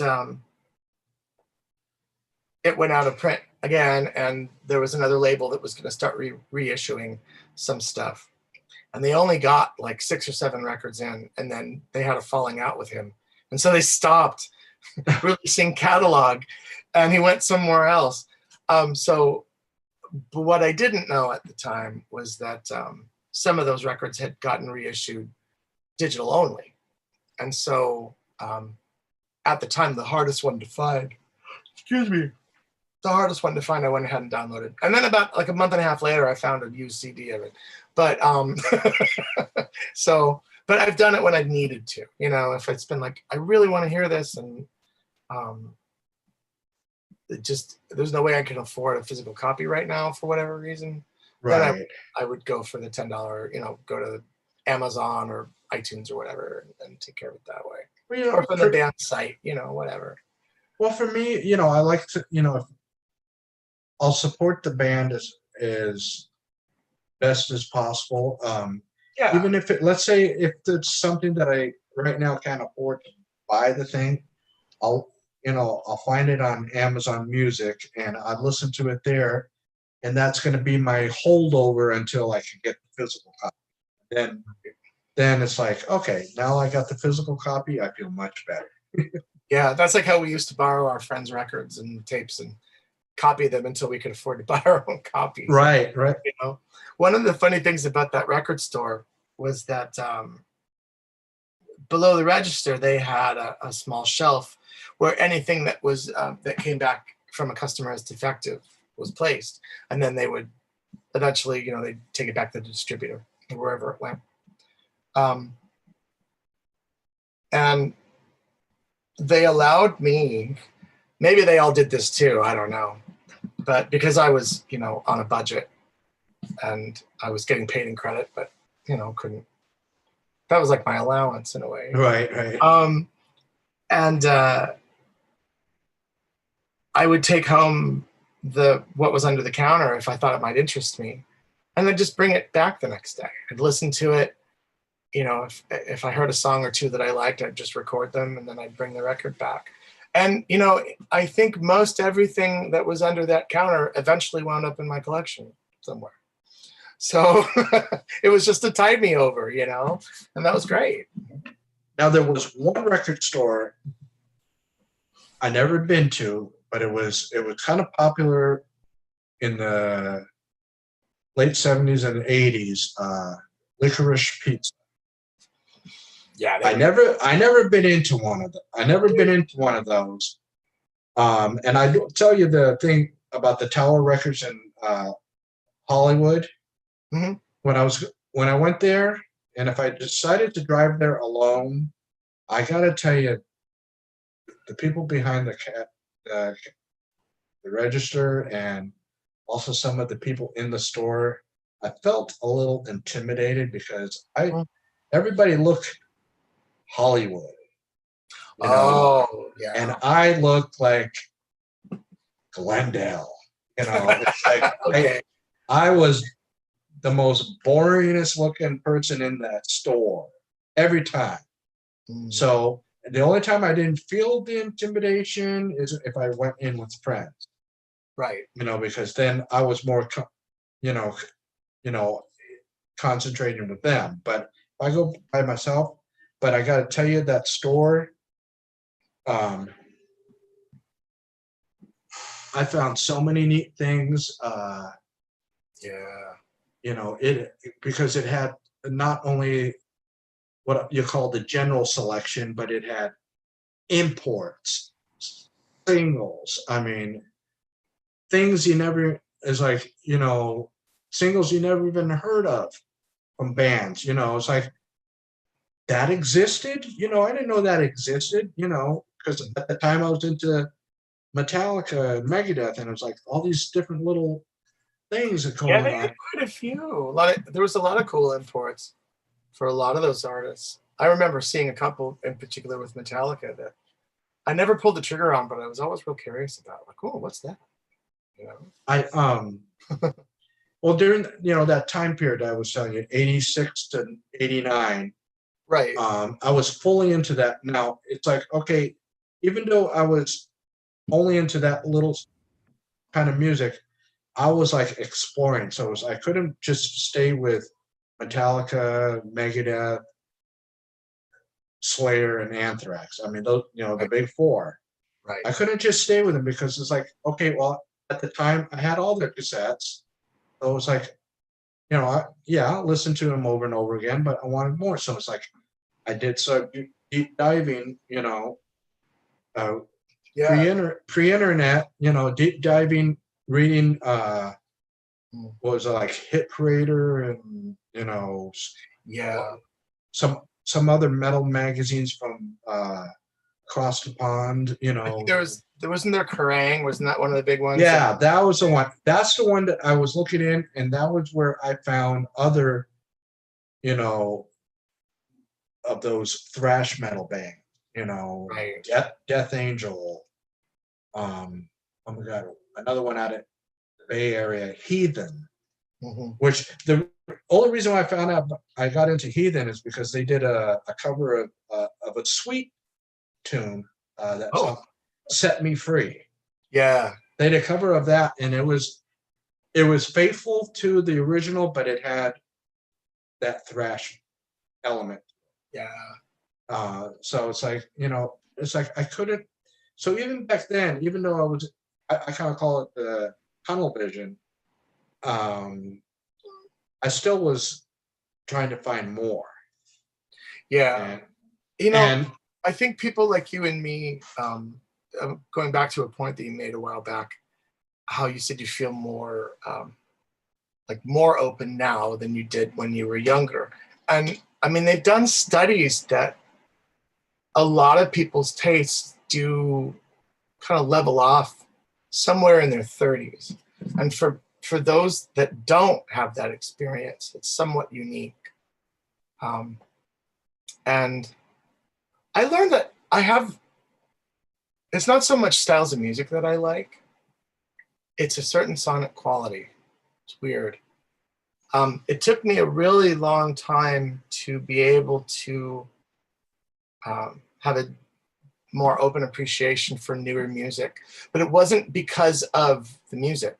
It was because of the sonics. right. And I basically had to probably do some shifting up here to get it to work.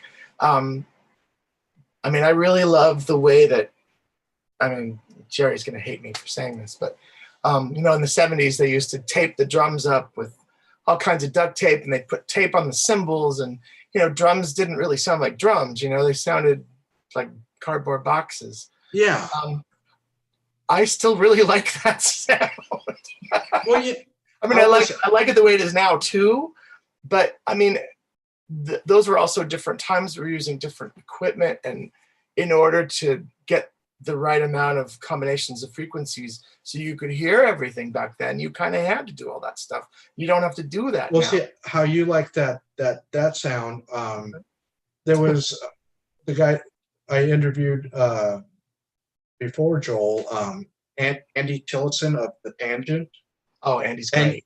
And he says the one sound that he does not like is the big 80s drum sound. Yeah. He says, I don't like that. He says, because it distracts from the rest of the music. Well, it takes up a lot of space. Yeah. I mean, I have kind of a love-hate relationship with that sound. On certain records, I think it's freaking amazing. Oh yeah, especially if there's nothing else really going on. If that's the but if so he tends to like. I think the 70s and then the 90s drum sound. But then there was a big change. And then as it got into the 2000s, I noticed that the drum sound seemed to, especially in metal bands, it almost sounds like they're programmed, even though some of them aren't.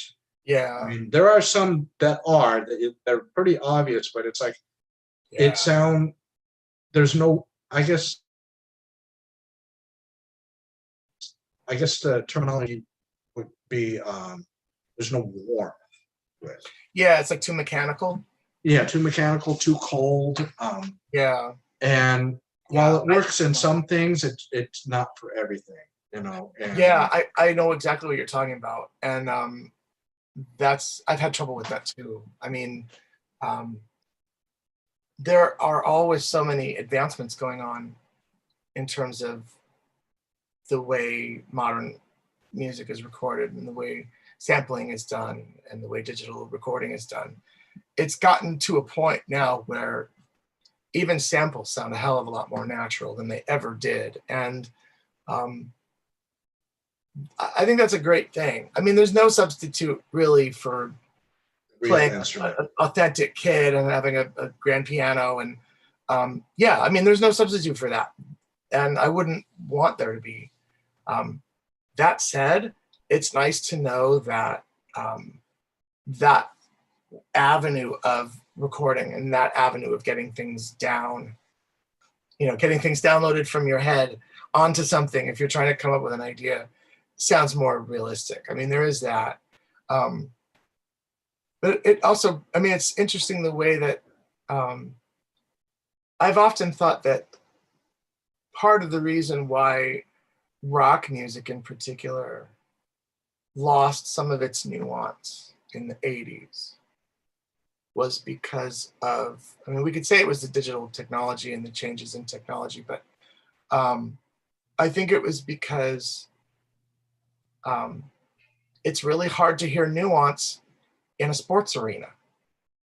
You just Right. don't hear it. I mean, like, and I kind of got the feeling that as the recording technology changed, people started to say, you know, I want my drums to sound like they do when I'm playing at the Greek Theater or at the Forum or whatever. Right. And they got this massive sound and there's this great echo, and you know, so I think, I really do think a lot of it is environmental.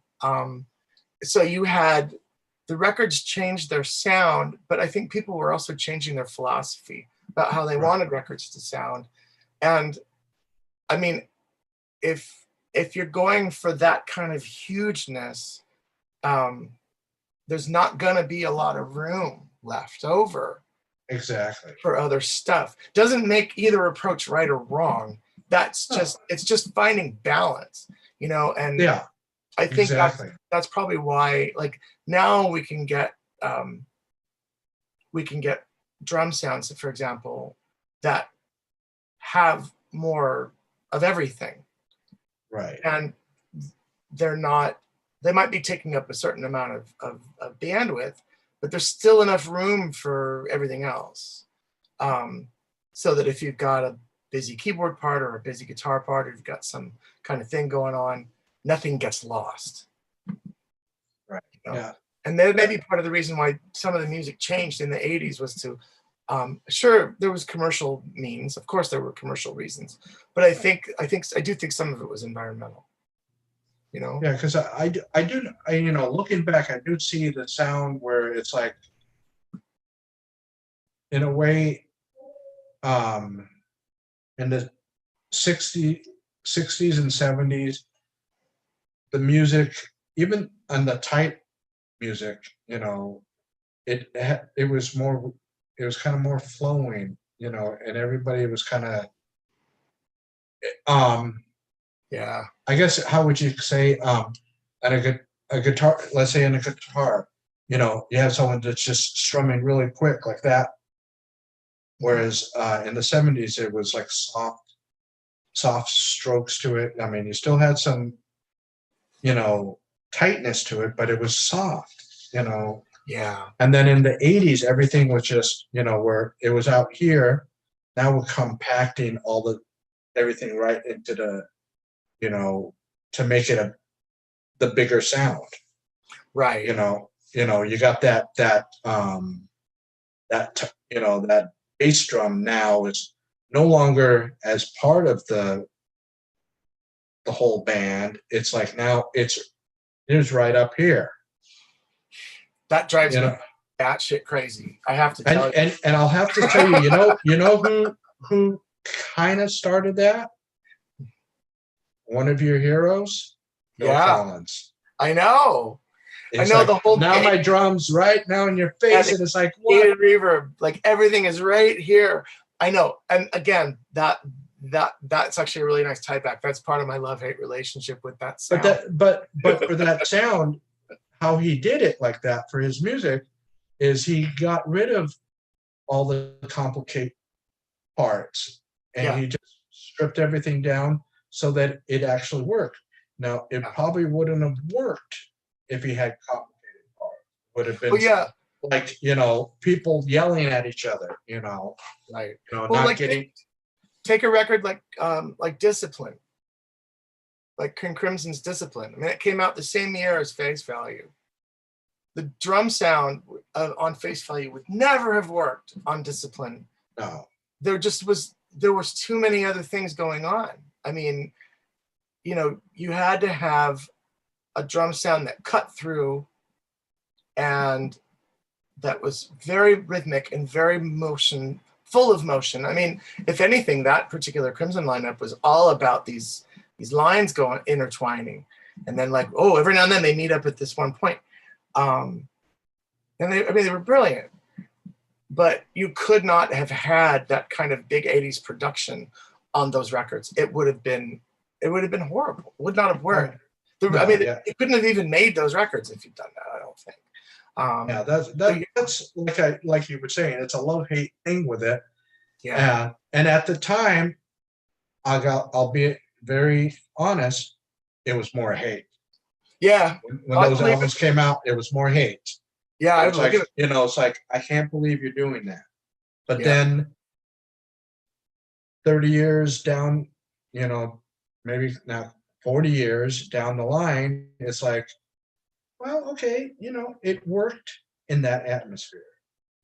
Yeah. Things become more about context, I think. And Phil's such an interesting example because you listen to him playing on the Genesis records, and then you listen to him playing with Brand X, for example, in the 70s. Oh, yeah. And then in the 80s, had a solo project. Genesis obviously changed. And he started producing and doing all these other projects with people. And it's really interesting, like even later on, I mean, oh God, what's the name of that record? Tears for Fears. He played on a beautiful song called "Woman in Chains" from the Seeds of Love album. Right. It's mostly drum machine, but at the midway point, Phil comes in and plays the rest of the tune out. And there's no question who it is. You can tell by the drum sound, the drum fills, but it's not as in your face. Whoever mixed that record decided by that point that that sound was not going to be center stage. Exactly. And they meshed it in with the rhythm loop that had already been created. I mean, I'm sure you've heard that record. It's got tons of strings and keyboards, and it's got Alita Adams with her wonderful, extra guest vocals on it. It was already this massive sounding record, and they brought him in, and it was like, oh, there's an extra gut punch, but it didn't take over the whole thing. And maybe if more of the 80s records, I've definitely heard more than a few from that period that at the time I used to love. Now I listen to them and go, yeah, I still dig them and they're nostalgic. But like my producer hat goes, doesn't work. Yeah, like I would do this. A lot of those things I would tone down, and create a different kind of sonic illusion.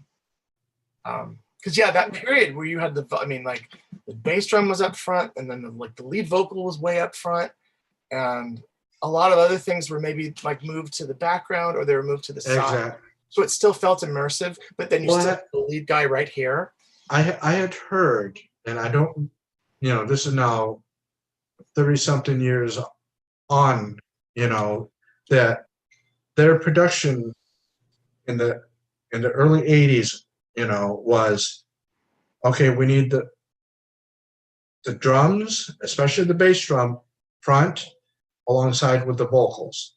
Then here's the guitars, and then here's the bass, and then here's the keyboards. And the keyboards were going to be background. They weren't going to have the wizardry that the 70s had.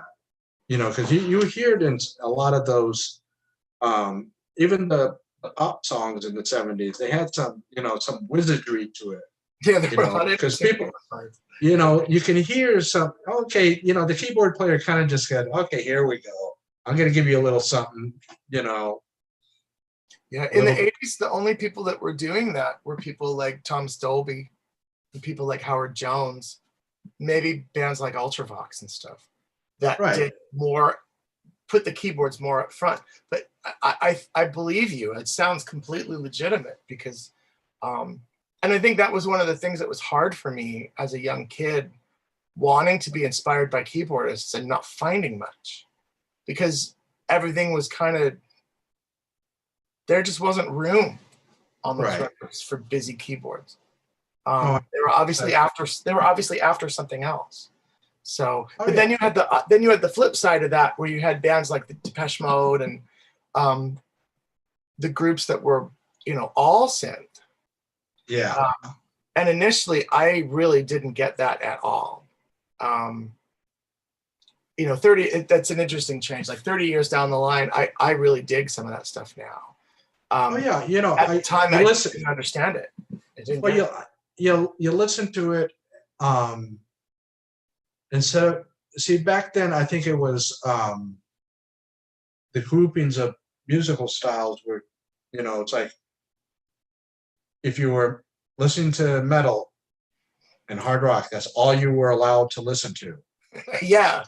Yeah, If it you was like, listen to new wave, that was all you were allowed to listen to. If you listen to top 40, that was, that's the kind of idea. When I was going to high school, yeah, you had, to quote the, Rush, subdivisions. You had the metalheads, you had the stoners, you had, the geeks, the, you know jock, and yeah, these are the people, and whatever they listen to, they would never go and listen to, it's like, you never, a jock most likely would, at least in my high school, would never listen to,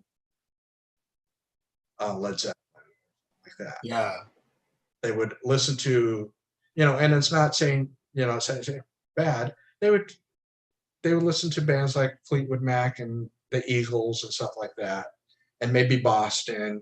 But then that's about as, Boston would be as hard as they would, you know. yeah. I So had it's like, I had a funny experience when I was about 14. I was in 8th grade, and I was hanging out with a girl, and she and I and one of my best friends actually went and saw Iron Maiden at Long Beach that year. And I was over at her house, and we were just hanging out after school. We were watching MTV, and Julian Lennon comes on. And that wonderful first single of his, Velat, that sounded so much like John Lennon, it was frightening. Like oh yes, I remember that that. song. Like you hear that, and you're like, you kind of freeze for a minute, like your goosebumps, like, that's John. That's not somebody else, Anyway, at some point we're watching this and listening to this song, and she turns to me and she says, "I absolutely adore this song. Please don't tell anyone I ever told you that." And she was a total metalhead. I mean, that was the thing that we had in common. She was into Metallica and Maiden and Priest and all that stuff. And but she was like, if my friends ever find out that I love this song, they will crucify me. And I said, okay, I won't say anything. Meanwhile, yeah. Hey Matt, for just a second, I gotta Yeah. go turn on the heat. Oh, sure. Okay. We got 5 people in the room. If you want to kind of scroll down and see if anybody's still there, Yeah, I'll take a look and see if get a couple questions out of them. All right. I'll go take care of this real quick. Okay. Yeah, let me take a look. See if we got anything here. We go there. We're gonna go here. We got 5 people in the room. If you want to kind of scroll down and see if anybody's still there, yeah, I'll take a look and see. Get a couple questions out of them. Yeah. All right. I'll take care of this real quick. Okay. Yeah, let me take a look. Anyone saying anything? I don't see any comments. See if we got anything. Hopefully they're enjoying themselves. Yeah. Yeah. Yeah, I didn't see anything, but that's okay. Whoever's still here, hi. How's it going? We're just talking about things that interest us, But yeah, it's good. I kind of feel like that Neil Young song. It says, I went to the radio interview and I wound up alone at the microphone. So, yeah, we'll probably be wrapping up soon, I would imagine. Actually, I need to do something really quickly myself. So let me do this just real quick.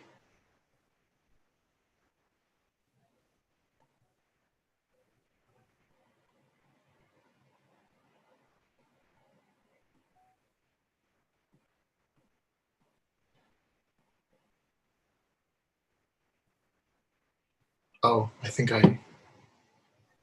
where is that coming from? Oh, my cat is asleep behind me.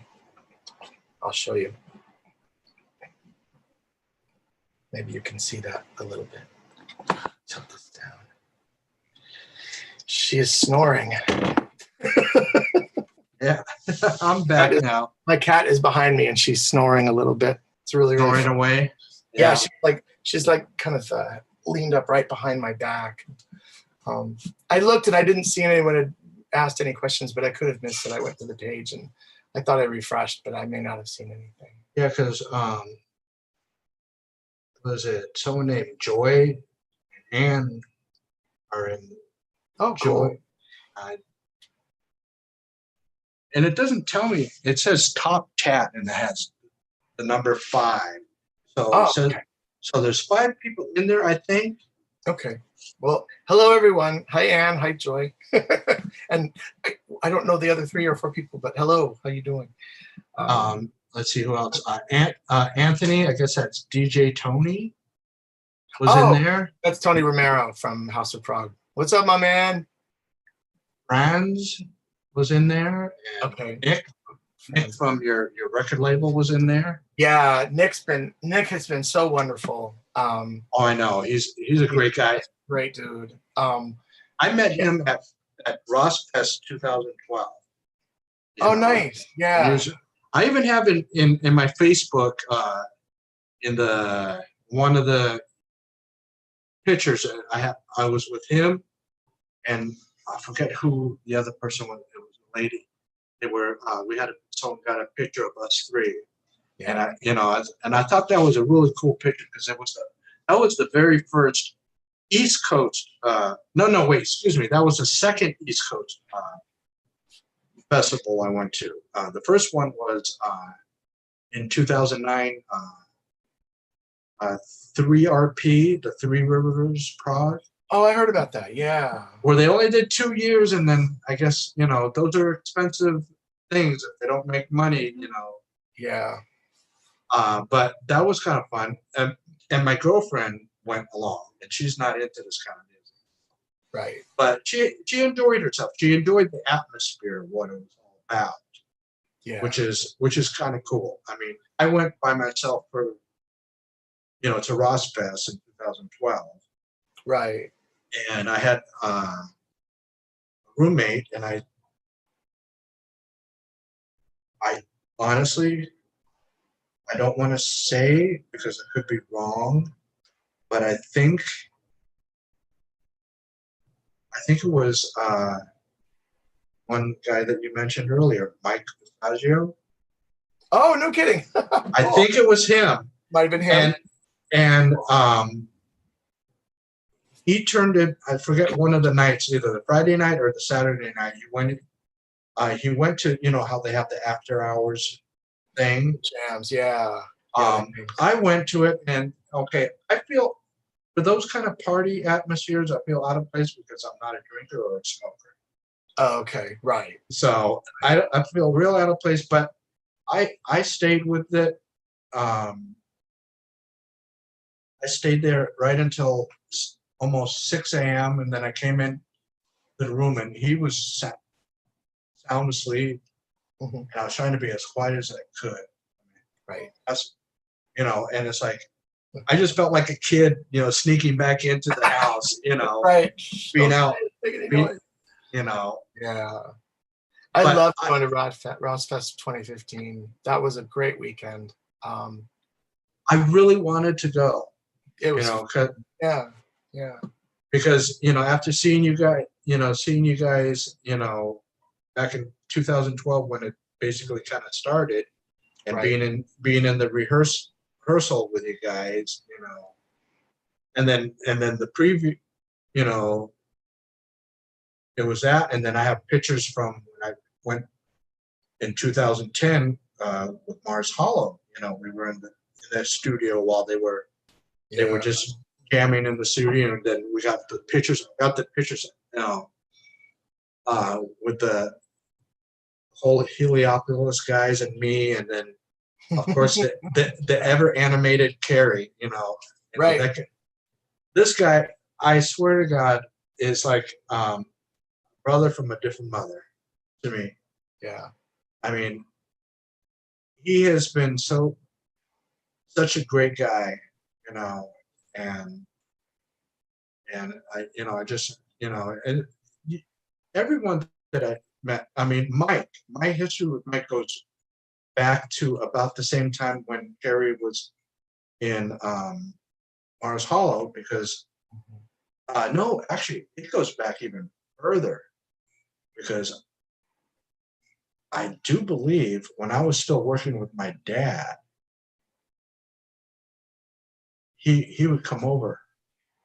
Or Oh. I think I want to remember because it was him. You know, he would come over sometimes. So this is like going back way before I even knew Carrie, and way before I ever knew you. Mhm. So I want to say, my memory is kind of hasn't been the greatest, Oh. but I've met, I remember Yeah.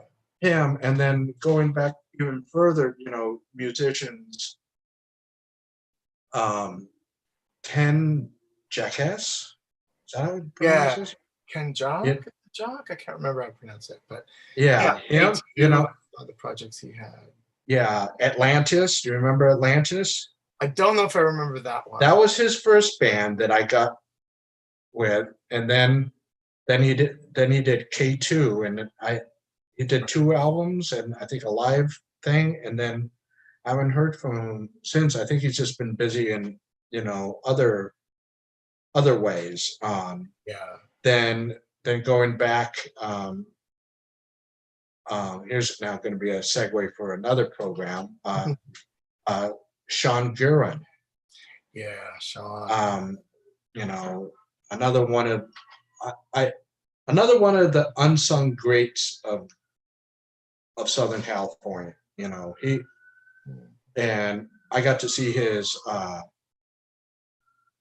think it was he did a ELP tribute. I think it was called Trilogy. Yes. I think it was Trilogy, and Yep. then the Genesis one, Supernatural. Hmm. Saw them, and then he when he started doing his solo albums, I got to see him do his solo set. So it's like it was just amazing. And then when he went do the drumming up for Rocket Scientist, Yeah. uh, over at the Was it the Thousand Oaks? Thousand Oaks, the Yeah. something theater. Yeah, it was the Civic Arts Plaza, but it was in their 400-seat theater inside the Fred Calvely Center or something like that. Yeah, and it was like back in 2002, I think it was, or 2001. Yeah, Someone. that would have been 2002 because Yeah, it was. Let me think for a minute. Yeah, because he passed in the summer of 2003, and I remember when we did the gig in 2002. He'd initially wanted to have our friend Tom Shannon play bass, but yes, Tom was still recovering from brain tumor, and he actually had a relapse, so right.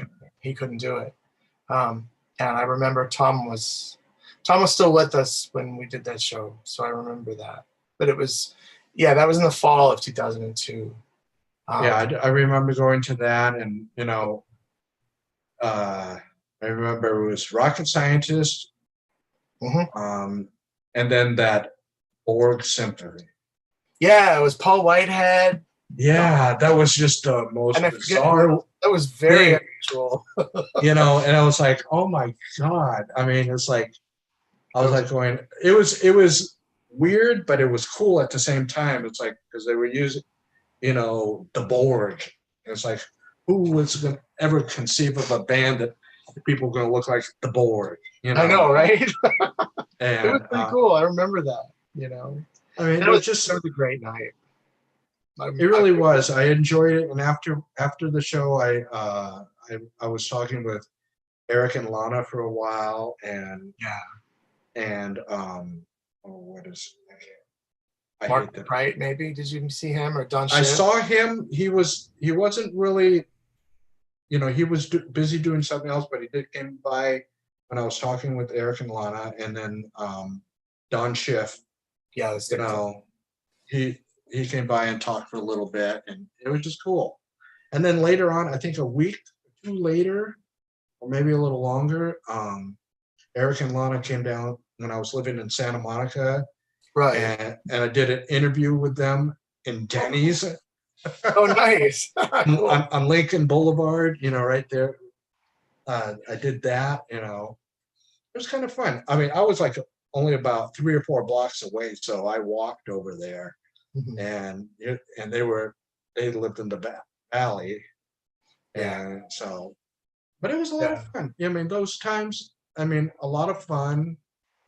I got to meet a lot of great people, you know, and that's the only thing that I do miss about being out there.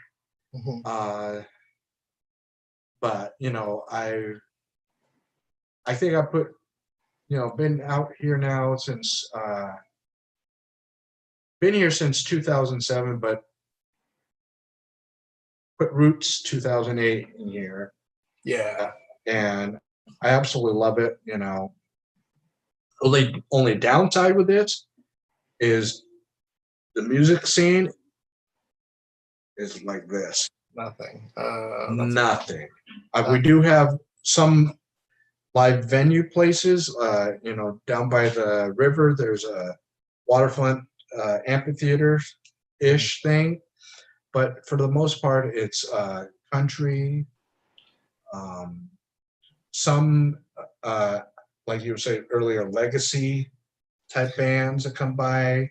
Yeah. Um, I think, except for this past summer, 2 previous summers they had like some metal festival, but these were like these extreme, kind of metal bands that they were playing, and so it's like, and absolutely zero.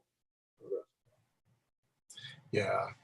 They have the venues here to do it. It just, uh, unfortunately, like my girlfriend said, is almost. She said you might be one, or there might be one other in the state of Maine that is into the reservoir. Yeah. That's unfortunate, but yeah. It's like I call it the barren wasteland. Oh. For years, honestly, I was trying to convince some of these people, come up.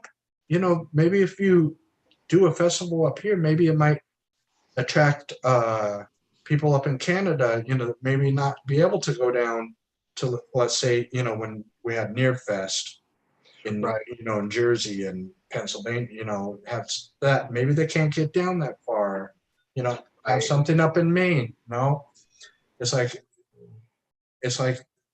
it may not have, attractions like, a Disneyland or Magic Mountain or something like that, but the coastline is absolutely breathtaking. I believe it.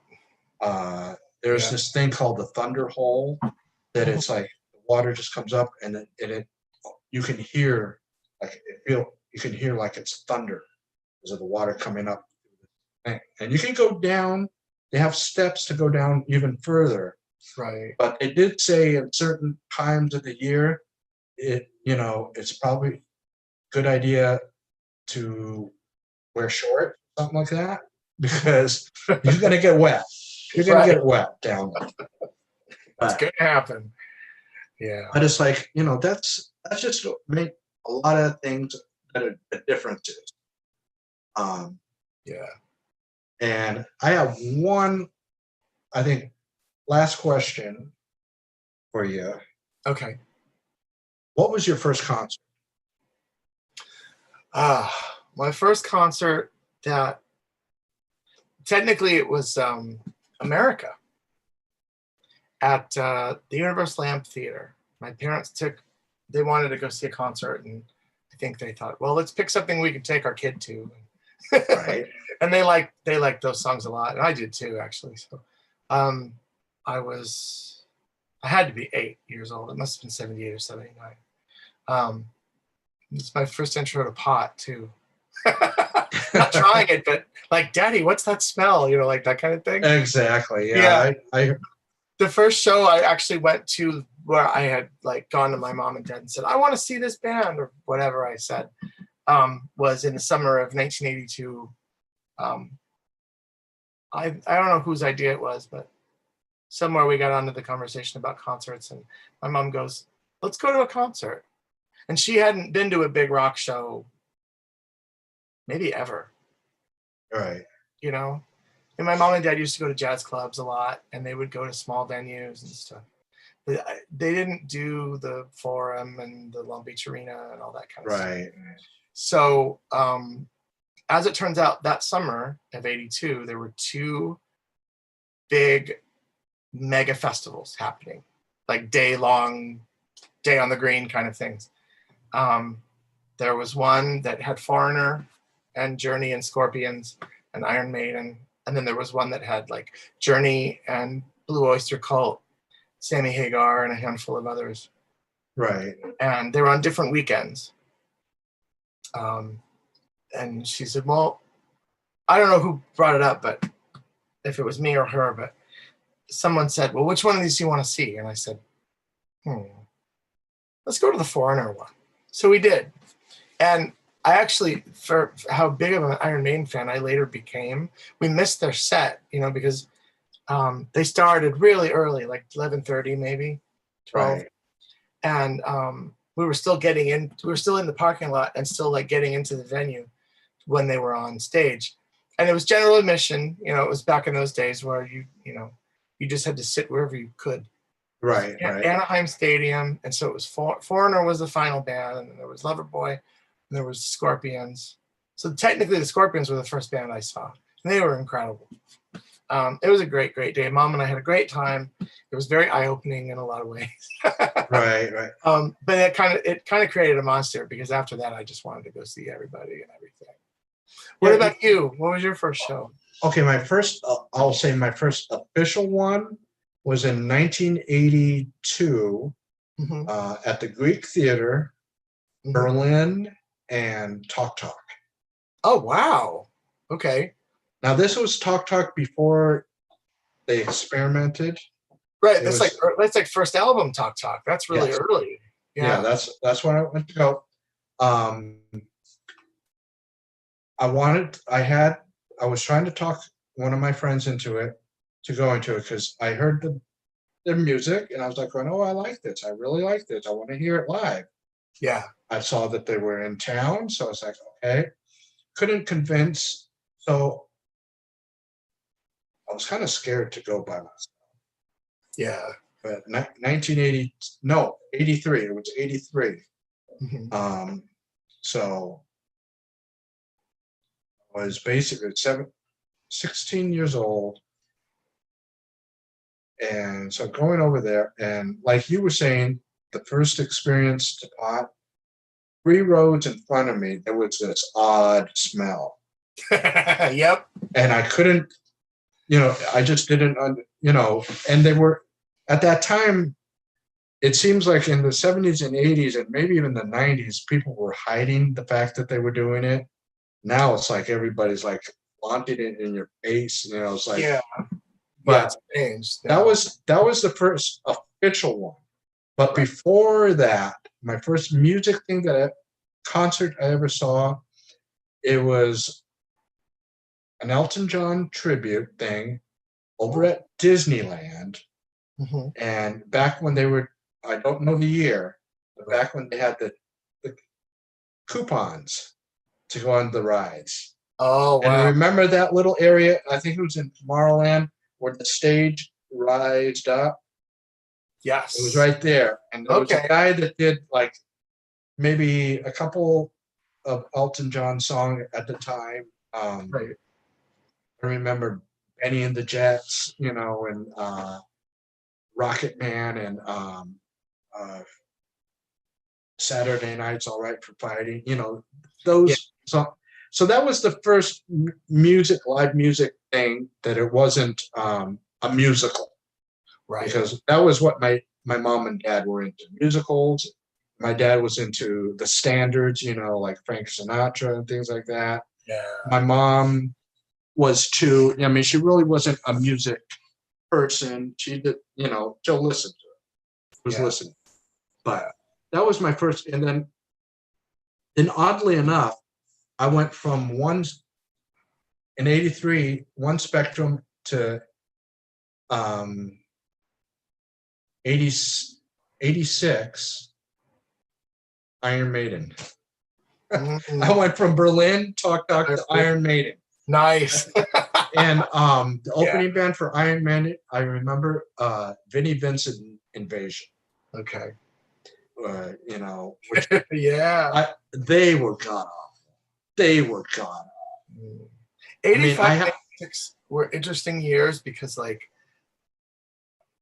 I only saw Iron Maiden once. I mean, other than being in the parking lot in 82, I saw them on the run of shows where they recorded Live After Death. It was Yes. Long Beach Arena. Scream for Me, Long Beach, and all that. We were there. And yeah.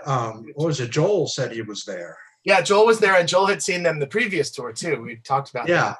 He saw so them. It's like, I mean, I would have loved to have seen that, that tour. Yeah. But mine was the Somewhere in Time tour. I should have gone to that. I didn't go. I still have in my closet over there in one of those totes. I still have the tour book, that big giant tour book. It was like, yeah. I don't know how to display it because it's bigger. It wouldn't fit on here without falling over or falling behind. Oh wow. I would need to actually get some sort of a stand or maybe even a special frame for it, put it up. And eventually I want to do that so I can put it up, on my wall somewhere, They always had the coolest artwork. I mean, Derek Riggs was amazing. Yeah. And they used him for so long. I mean, and that same year I saw Ozzy. New Year's Eve. We're at the Long Beach Arena. And this is something I told Joel, and it's funny. It's funny now, but back then, going to concert, New Year's Eve, you see up above all these balloons and streamers, and it's like, okay, once midnight hits, it's gonna be amazing. Right. 12:05, 12:10, 12:15, until someone tapped Ozzy on the shoulder. Oh, Happy New Year! And then the things come down. I'm like going, you kind of ruined my experience. Oh no! It's like, that sucks, man. I mean, he did a great show, but he kind of just ruined the whole experience of the thing. And I don't remember who opened for him. Yeah. When I saw Ozzy, it was 86 also. I think it was the summer. Was it summer? No. I think it was either spring or early summer. And they played at Long Beach, and Metallica opened. And they were touring Master of Puppets. Oh, that's what I would have loved to have seen. And I mean, they were so Ozzy's audience went so mental for Metallica that Ozzy let them have an encore. He let him play for an hour, which that never happens for an opening act. Did you see in our comment section what Anne wrote? No, what did she say? She says, "Now I feel old, LOL. My first show was Bobby Sherman, then the Monkees, and my first show that I went to with friends was Yes, LOL." Oh, no kidding. Well, you got to see some good stuff. Yeah. No, she probably, I've known Anne for a really, really long time. We probably talked about that at one point. Yeah. Really, really cool. I mean, Jerry's first gig was one of his first gigs that he saw was at when they used to have gigs at Devonshire Downs in Chatsworth. He went to a festival in 1969. He saw Hendrix. I'm like, you saw Hendrix? How did you see Hendrix? I was lucky. I think I saw Toothworks Hall that day too. I'm not sure, but he definitely saw Hendrix. And he still remembers it, aspects of it anyway. Hold on a second. Okay. I can hear you through this thing. Oh, really? Yeah, it was playing on the table. Oh, okay. Okay. Headphones were going off. Your speakers are on. Yeah, hold on. Let me go and turn them off. But yeah, no, there's a. I don't know. I've been doing a lot of, Oh. a lot of concerts that I went to. I mean, I didn't go to as many as, Yeah. as some people I knew, but I had a good friend of mine. It was actually he was my brother's friend that in the early '90s he used to take me to all sorts of concerts, and I'm like going, dude, how much do I owe you? And he said, no problem. He says, I just need someone to go along. We went to down to Irvine Meadows to see Foreigner, Boston, and some other band, like a triple bill. Like a package. And this was the time when Boston had 4 guitar players. Wow. I mean, I guess you got to reproduce what they do in the studio. You're going to need 4, Yeah, that's true. And went to see Motorhead over at the Universal Amphitheater, which that was loud. Oh, I bet it was. God. And I saw ELP over there. Let's just say it was made up tickets. Whoa. A friend of mine got us in with made up tickets. Wow. And it was just so funny. Was that the year that they had Deep Purple and Dream Theater, or was that the year they had Tull? Or I saw that. No, I think it was 1990. Oh, so it was earlier. Okay. Black Moon. Oh, so it's Black Moon. Okay, I saw that at the Wiltern. Yeah, I saw that. It was good. And the guy that did it, made the tickets, even made a backstage pass. He went back there and he was talking with Emerson for a little bit until someone noticed that pass looked a little funny. Oh no, he got thrown out. So he went out one exit and we went out a different exit. Right. And then all he did was this. He says, dude, let's get to our car now. Right. Because they were going to try to give him trouble. Find us, so we got to the car. And then another one that he did, and we couldn't enjoy it whatsoever was, what is it? The sports arena, LA Sports Arena. Yeah. Neil Young and Stone Temple Pilots. Oh, they were playing, and he had made tickets, and all of a sudden, let's just say there was for seat 1 and 2. Right. He put those numbers. I don't know why he did that, but he did that, and we went down to it, and there was people already sitting in that seat, and I go, dude, there's people already there. And so we're basically wandering around the sports arena. I'm hearing the music, but I couldn't tell you what the songs were because I was more concerned about not getting. That was our concern, not getting caught. So right. I think we were in there for about 45 minutes, and then we left. Right. I told him, I said, I'm going to my car. And I said, if you're not out here in a half hour, you find your own way home because I'm not going to wait out here for a half hour. Right. More than a half hour. So. Right. But it's like, that was the only 2, you say naughty times, for concert. Right. But other than that, I've been, if a friend paid for the ticket, or if, I went with friends and we paid for tickets separately, or if I went like going back to Prague Fest, I found out about that, and I had 2 different sets of friends. So it's like, I came with one and went home with the other, because the group that I went home with, they lived in Glendale as well. All the others, they lived more towards the Glendale, LA border, and my friends lived more towards where I lived. And and they were in a band too. Oh, cool. They never really went anywhere, but they had the talent. Yeah. It was a brother. They were brothers, and the one played bass and was a dead ringer for an early Paul McCartney. Oh, no kidding. You look at him and you're like, like going, wait a second, Right. And then his brother played drums, and he had his room. It was a big enough room that he had an acoustic drum set in front of him and a digital one right behind him, Oh, wow. and a way to get in. And so he had like an office chair, and he was playing the drums. And let's see, he had a little bit of Bruford sound into him, a little bit of Phil sound into him. I'm trying to remember what there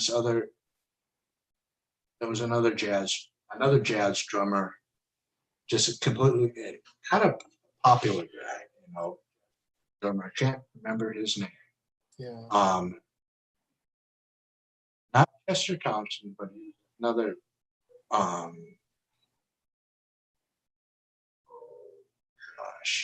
Billy Compton. He had he had that kind of a sound to him.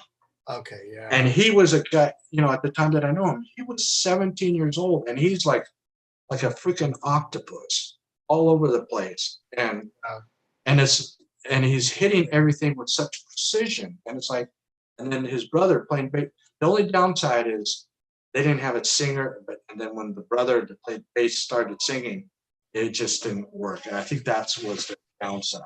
They probably needed. And they wanted to say a trio because it was bass, keyboards, drums. They wanted to stay that way, but they eventually added a guitar player who sang. And okay. But then it just went to a different direction. So they stopped, and it was a shame because they were good. Yeah. And they had a little tiny following in Glendale, and maybe about 20 people, Just went to every show, no matter what day it was, what time it was. They went to whatever shows they were going to. It was hard to have followings in this area, I think, because it's so sleepy and suburban. I noticed that when like I got into the Genesis tribute with Sean, and then later on playing with him, and then jumping ahead to 2013, 2012, 2014, getting to do Heliopolis, that because we were all spread out and we were all older, there were people that would come from other places of SoCal to come see us. Right. Because at that point, like, it would have been really cool to have had a band, like a original band at 18 or 19, and had a following, but I don't know how that could have even worked. Right. Unless it would have been like just kids we knew from Northridge, from college. It wouldn't have been any kind of scene out here because there's no places to play, and it never was. Right. I used to play solo piano at this coffee shop that was in Agoura back in the 90s. I think I probably demoed a lot of my early songs there. Right. Because I did do one solo record in 2003, and I still have plenty of copies of it. And it's very piano, singer-songwriter kind of vibe. It's interesting because Gary really wanted to do one of the songs on that record in Heliopolis. We never got around to it, but we talked about it. Who knows? Maybe you get together with someone to do that, Yeah, maybe. I know Mark and I have talked about wanting to, because Mark Wycliffe and I have known each other since the mid 2000s. I had seen him play in Tenjin in like 1999, 2000, before I even knew who he was. And Mike Mateer might have been there too, for all I know. Right. But when I actually met Mark, he and I were both playing with an old high school friend of mine who was doing a very acoustic guitar based Neil Young kind of singer songwriter thing. And he was very Right. good. He wrote great songs and we were his band, you know. And in the process, Mark and I found that we had an incredible amount of stuff in common and a lot of overlap. So that's why when the remains of Heliopolis were figuring out what we were going to do going forward, we'd already all played with Mark. There was about a 6-month window when we weren't doing anything, and you know, Mike and Scott had this other band, this other project they did called Box of Shamans. I did the one record. Yeah. And Mike wanted to do a live version of that band. So he recruited me and he recruited Jerry, because Jerry had played drums on the Box of Shamans record too. So he was already in there, you know. So it was the 3 of them, they got me involved. And then they got this other keyboard player named Gary. So it was 2 keys for a little while. And then Mark, because Mike and Jerry had known Mark. Right. And so we reconnected at that point, and we hadn't seen each other in almost a decade. Right. So we've actually privately expressed an interest in if either one of us has overflow from what AmuZeum does, that we'd like to try our hand at doing a duo project. And I think someday that'll happen. We've both definitely been interested in making that happen. Yeah, you know, that's a good, that would be good, you know, because you know, it's always nice, you know, it's like we were talking about earlier. It's like if there's something that doesn't fit with a current project or band that you're in, you can always, you know, not so much shelve it, but just put it off to the side and go, okay, there's going to be a moment when I'm going to go back there again, Right. and you know, make it grow into something. I think You know, it's normal. Yeah, I think that's very normal that people who write, even if they aren't incredibly prolific, it's either you're super prolific or you have just a lot of different interests in where your writing goes, or it could be both. You know, let's be fair. But I fall more into the second category, where I don't write very much, but I don't, like, everything I write could fall into different bags. So there's definitely moments where I have an idea and I think that could work for the band. This idea might actually work better in a different context. I'll play it for them, but if they don't like it, I'm not going to be heartbroken. I'm going to save it, you know, because there's definitely been times like that where we've brought things to the rehearsal room and not everybody's behind the idea. And so like, okay, well, I'll save that one for myself then. And, you know, I'll use it. I'll either retool it and bring it back, or maybe it just ends up becoming its own monster, and that ends up being, maybe you get a different group of people to play that, or you do it yourself.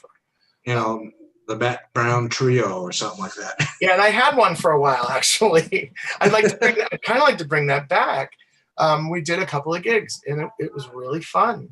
I think it was, my friends will correct me if they watch this and I get this wrong, but I'm pretty sure it was my friend Tom Jester playing bass, and I played in Tom's original band prior to that. He had a great original band called Starless.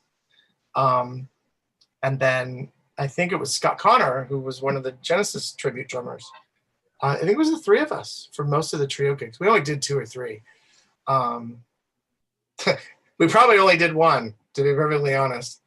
In my head, we did probably way more than we did. Right. Yeah. But it was a great little group. I'm like, damn it, I don't bring those things. So all these things you want to bring back, and there's just not enough time. But oh yeah, I figured out in due time, the ones that are meant to happen are going to happen. But oh yeah. You know, so.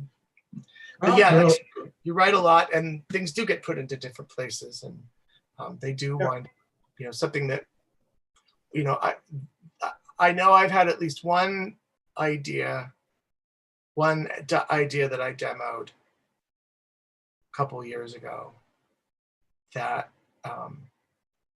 was definitely in a different avenue. And not that it was so different that that we couldn't play with it. I think for that one piece of music, I made a conscious decision. I'm gonna hold this because I think I saw it as maybe you just said something earlier about it's like sometimes an idea ends up becoming the seed of something bigger. You kind of, you alluded to that a few minutes ago. And this idea was like that for me. It came about and I went, that could be its own animal. All right, we're gonna keep that off to the side. So, and I know Mark has told me he's got a couple of things like that too. So, well, yeah, you know, that's the great thing with you guys, the musicians. It's like you got all those ideas, and then, you know, maybe just get the right people to join with you to make them, you know, especially if you want to do eventually when we're out of this pandemic, you know, it's like, you know, to play live in properly, you know, you were saying about that Sunday in the park thing, right. It's live, but it's like, it's not as personal, It's different.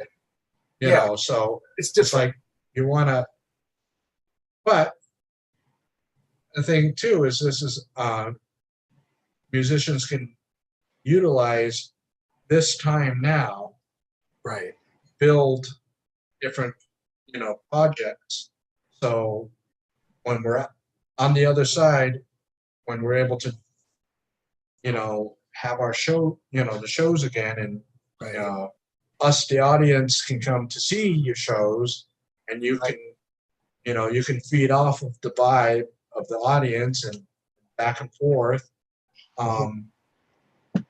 You know, I think, I mean, that I was like, by the time, like, I'm honestly, I mean, there's been a lot of albums that came out this year. I'm honestly amazed that more have come out. You know, especially at the beginning in March when we did start doing that lockdown as a, you know, you know, which I don't really, you know, and when people say quarantine, I don't think people understand the meaning of that. Quarantine, a true quarantine means you cannot go out of your house. Right. People are going out of their house. So it's not, it's the social distancing. Yeah. Is what we're doing. Or, you know, and it's like, so, you know, we gotta, as both the musician, the audience, you know, musician puts out music for us to buy, we buy it, and, you know, we have a nice little relationship. And since you guys have a, you know, some people have a little more time than others, you know, because, you know, especially the ones that are professional musicians, and now pretty much a lot of their stuff is on hold, you know, that, you know, because there's some, you know, that have, you know, music is their life, but it's not their business, if that's good. Yeah. You know, that you might have a second, you might have your normal 9-to-5 job. So, but there's the musicians that music is their 9-to-5 job, you know. Right, now they're stuck, you know, they're stuck, they can't do anything. So they have all this time to create music, and it's just amazing. Yeah, I'm glad we've seen a good deal of, there's been some new things that have come out in the last few weeks. I didn't even know were in the pipeline. So I don't know if these were projects that just came up very spontaneously because of the pandemic, or if some of them were maybe on track all along. I'm not sure. Right. I haven't really looked into that too deeply yet, but we may see more of that over the next few months, that some more things come out that are in direct result of the industry having to make these changes. I was actually looking to make some inroads into doing some touring. I have several friends who are in professional touring situations all year long, and I've been working with them looking to get some auditions and at least become like first call or second call or third call for substitutes for some of these people. And and then the pandemic hit. So maybe, I mean, and I'm thinking that lifestyle is not going to come back for a good long while. I mean, I'd be shocked if even within a year from now it was back. I think we're looking more like 2 years. And that's what I'm honestly thinking. Yeah. You know, it's maybe like, then I'll look into it. But for right now, I'm glad I have a regular gig and I'm grateful for it. And I'm trying to do the best I can so I don't lose it. And that way that can sustain me while I decide what else I want to do with my time. exactly. You know, and now that actually I just got my first set of tracks from Jerry and Mike for one of the songs that we're working on recording. And so I think I mentioned earlier on that we were starting to do that. And oh, that's good. That's good. You know, I got probably got something else for me to have fun doing for the next couple of weeks. Oh, I know. Yeah. You know, and again, for everybody, the 5 people right now that are watching, and hopefully more that will be watching later on at a future time, you know, in mid-December, I'm going to be interviewing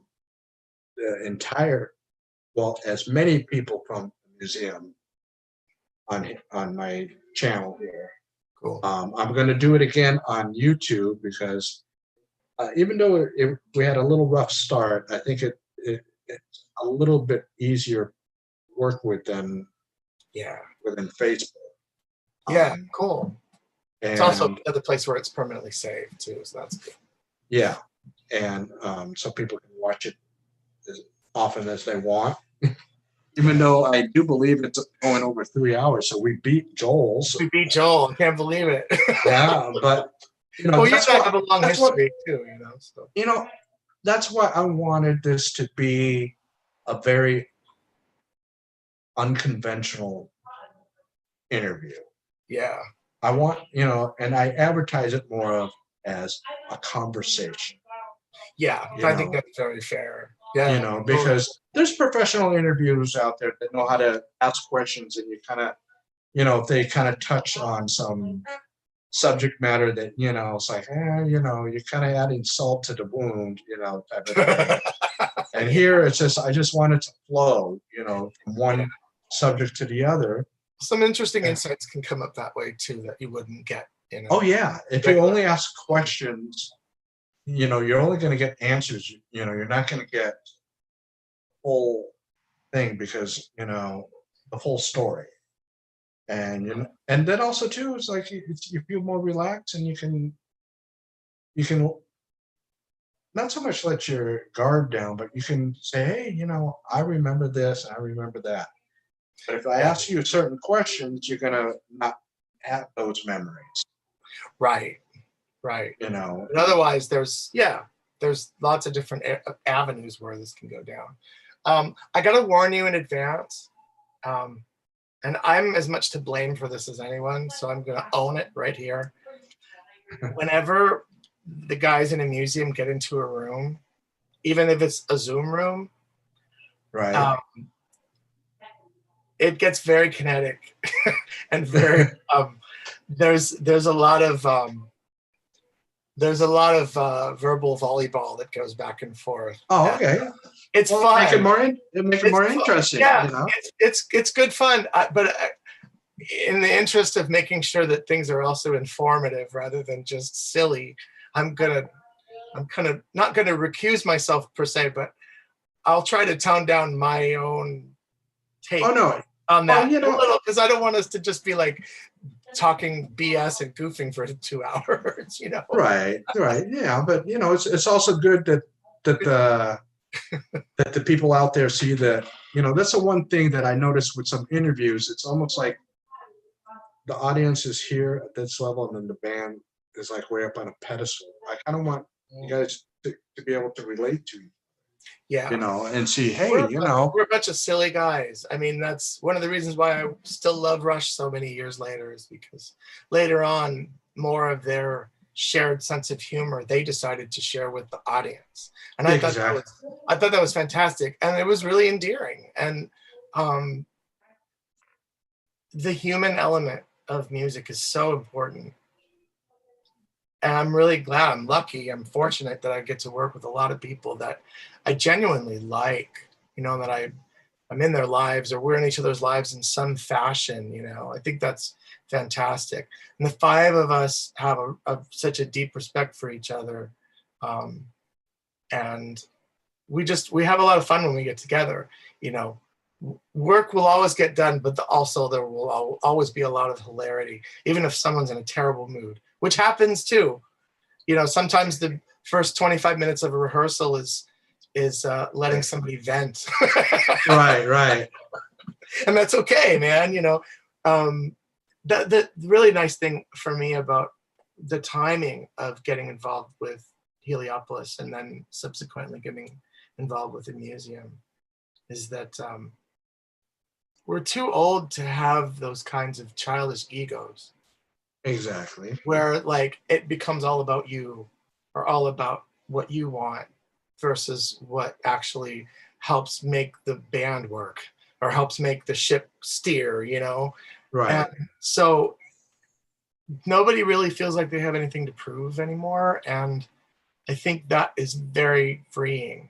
It just allows you to get in there, and if you so choose, it allows you to get in there and make music with people that you really like, and be open and curious to see what is gonna come out the other side. You know, you have the whole Right. writing process and the honing and then the arranging, and then you start recording, and invariably when you start recording, things change.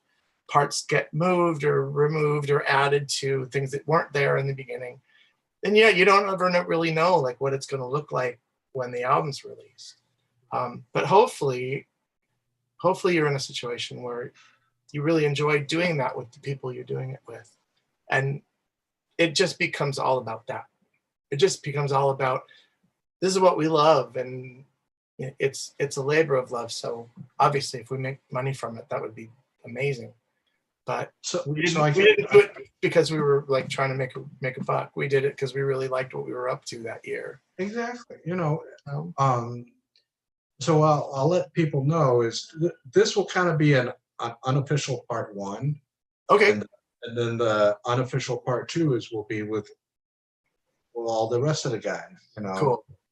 And they'll like that too. They'll have fun. You know, and that way that they can tell some of their stories, you know, and yeah, and can kind of reminisce. You know, the only one that I've never met was Mark. Yeah, I never met him before, but the other guys, you know, God, it's been years. I know, right? Yeah, Mark's great. You're gonna really like him. He's a bro. He's a wonderful guy. He's one of the big reasons why the album sounds different too. I mean, it is true that chemistry does have a big role. And when you have a voice in there writing material and suggesting things that you didn't have before, it ends up being a big component. So his presence definitely has a good amount of why this chapter sounds different than the previous one. We all consciously did things, but also his energy and his ideas are a big part of that. He and I have a really interesting kind of almost telepathic communication. It's not something I have had with too many other musicians in my life. And I've had it on a playing angle, but not on a writing angle. And there are times when we're working on a song or we're arranging. I know it happened when we were doing the New Beginnings album. It's happened already a few times with the new ideas. Mark is amazing at the turnaround. And when I say the turnaround, I'm talking about you're in the middle of a section and you have to figure out a way to either get back to the start or to wherever the next section is going to be. And there are these little compositional tools that I affectionately call turnarounds, and he's masterful at it. He happens to think I'm pretty good at it too. And as it turns out, a lot of the turnarounds that each of us naturally hear are very similar. Like they're coming from the same wavelength. So a lot of times when the band is stuck, we'll look at Mark. Right. And then Mark will look at me. And then we'll kind of get into this wordless conversation. And usually what happens is either I start something and he finishes it, or he starts something and I either finish it or I get in there and do a couple of things in the middle of it. Right. And then all of a sudden it's like, dude, problem solved. Okay, what's next? And then we're on to the Exactly. You know, that's it's mystical and it's amazingly cool. And it's none of us take it for granted, but it has gotten to a place where the whole band will just look over at the two of us and go, what do you think, guys? What should we do from here? So there it is, you know. And if that's one of my roles in the band, because I don't write as much as I would like to, but that's partly just because I don't have the same level of creative energy that I used to have. But on an arrangemental standpoint, it never went away. So I think if sometimes my contributions to the group are in those little moments or in the transitions, I'm okay with that. That's perfectly fine. I'm like, hey, glad to help. You know, let's get this to where we need it to go. And exactly. and Jerry, you know, he comes with a lot of really great vocal ideas. You know, he doesn't really play. He noodles around a little bit on keyboards, but you know, predominantly he sings and he drums. But he gets these incredible ideas of where to go conceptually or what to do with an arrangement. And because he's good at communicating it, he just has to say, oh, well, what if we did this? And then me and Mike and Mark will go to our instrument and go, oh, you mean like this kind of thing? And then we'll play something. And we'll go, yeah, that's close. Okay, keep that little part, but then do this other thing here. And then we'll be like, oh, well, like that? Da, da, da, da. He goes, yeah, that's it. So he's able to communicate just through words. Like he doesn't have to play a chordal instrument to communicate those arrangemental ideas. And of course he can sing it too, which is awesome. Well, also too, you know, the thing like you were saying earlier is like, you know, we don't, you know, you don't have those youthful egos. You got your, you have all your experiences. So you've been through the growing pains part of being a musician.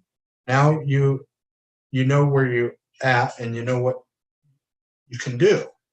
Right. When you're younger, some people don't really know what they can really do. And they're just, you know, going in all different directions, you know, to the point where it's like, how do you say, you know, it's like where you don't really know exactly where where you want that song to be or that lyric to be. And you start, you know, going to places that you don't need to go. That's an important part of every musician's development. But yeah, during those years, you're trying everything, anything and everything. And some of the most outlandish stuff really works and some of it just falls flat. You know, I think about the way that I've watched my own playing style change over the years. And I remember going through a phase, particularly in college, where I practiced a ton and I practiced a lot of really technical things. And after a while, I didn't do that as much. And I thought, well, why not? Why isn't this turning me on? But it just happened that my interests, as far as what motivated me to practice or what motivated me to learn someone's keyboard part or learn someone's song or even write something on my own, I watched it change over time. And but having gone through that, it's a very critical phase. I mean, pretty much every musician needs to go through a phase where they're so absorbed with their own instrument that they don't hear anyone else. Exactly. I mean, Kind of like a growing pains type of a thing. yeah, like You it's know. not necessarily the greatest thing to be doing as a mature musician, Right. because obviously you want to make sure you can hear and react to what is going on around you. But when you're starting out and when you're in that first big growth spurt, that inevitably happens, and it's supposed to happen. I mean, it's one of the ways that you really focus on getting better and learning more about what you like and what you don't like, and what, you know, it's that's like one of the big jumps where your own style maybe starts to eventually emerge. Yeah. But most of us grow into something other, you know. Well, it's also too, it's like, you know, when a young musician, let's say a young band, you know, their keyboard player is just noodling away, just to like going, hey, look what I can do, look what I can do. And then Yeah. then they forget that there's other people in the band. And, you know, it's like if you're going to, you know, but then as they become more seasoned, they know it's like, yeah, I know I can do that. But Right. we're in a band and let's make the band shine. It's not Yeah. about the individuals, it's about the band. You know, Hopefully, if I want to do a, you know, if I want to show off what I do, I don't need these guys. I'll be by myself, just, you know, right. going all Wakeman or going all Emerson or whatever off on people, you know, becoming a wizard up there on the stage, and you know. But Yeah. if you want, you know, and there's a time and place for that, but then there's a time and place for the music. Let the music be the one Yeah. that's talking, not the individual players. And that's what I think seasoned players understand. Yeah, they find that place to meet in the middle where whatever you do just becomes that thing. And Yeah. you hear everyone's contributions and everyone's styles in there, but they'll pop out here and there, but otherwise it's just you have something, that a whole that you've created, whole like WHOLE, and Yeah. it's not you couldn't get that by yourself, or if you had a different combination of people, that would come out sounding and looking very different. But yeah, what becomes important then is what's in that center, and that's the music you make. That's hopefully, if you have any kind of if you end up doing anything that anyone likes and remembers, that's what what your legacy becomes, however big or small, you know. Hopefully, anyway. Well, man, it's going on out here on the East Coast at 6:30. It's time for dinner, isn't it? Time for dinner. Not for me, but for you. Yeah, you're still in the afternoon time. Yeah, I'm gonna go but drive and go have dinner later. but you know, Yeah, it was a great time talking with you. You know, making sure, you know, and I hope that this is going to be people can watch it. You know, obviously it's a long video. yeah. You know, when it comes time, you know, take the time. You know, maybe later at night when you don't have anything going on, you know, go watch it again. And, Anybody you who know, wants to see the whole thing, you could even treat it like, break it up into half-hour segments or something. Treat it like a series. well, you know, Yeah. the thing is, this is, hey, progressive rock is long stuff, you know. Well, that's so true. We're going on a it's journey. like, so this is a, you know, this is a progressive rock interview. You know, it's like, you know, this is. We just did a 5-album set, I think. Yeah, I think we did. Or something to that effect. I don't know. So, Yeah, Ron, thank you so much, man. It was really good to chat with you, and you too, and go along this road. And I look forward to talking with the rest of the guys, and you know, making sure, you know, get that information out. And like I said, towards the end of the month, I'm gonna be reviewing the CD. I'll put that out Cool. again so people can see. And if anyone's curious, it's available at Melodic Revolution Records. We're selling on Bandcamp, and we have our own page on Bandcamp where you can hear samples, and you can buy either the CD or the MP3. Hopefully one day we'll have a vinyl version too. But And it's got, We'll see. you know, And then that. there's the back with all the song titles. Yeah. And they send it to me in a nice little plastic sleeve, so it won't get damaged. Got a little bit of protection there. Yeah. Yeah. So. Cool. Well, thanks so much, Ron. Man, I Oh, really you're welcome. And guess we'll talk very soon. right. Exactly. Look forward to it, man. Thank you. All right. Thank you. Good night, Bye-bye. everybody. Thanks so much.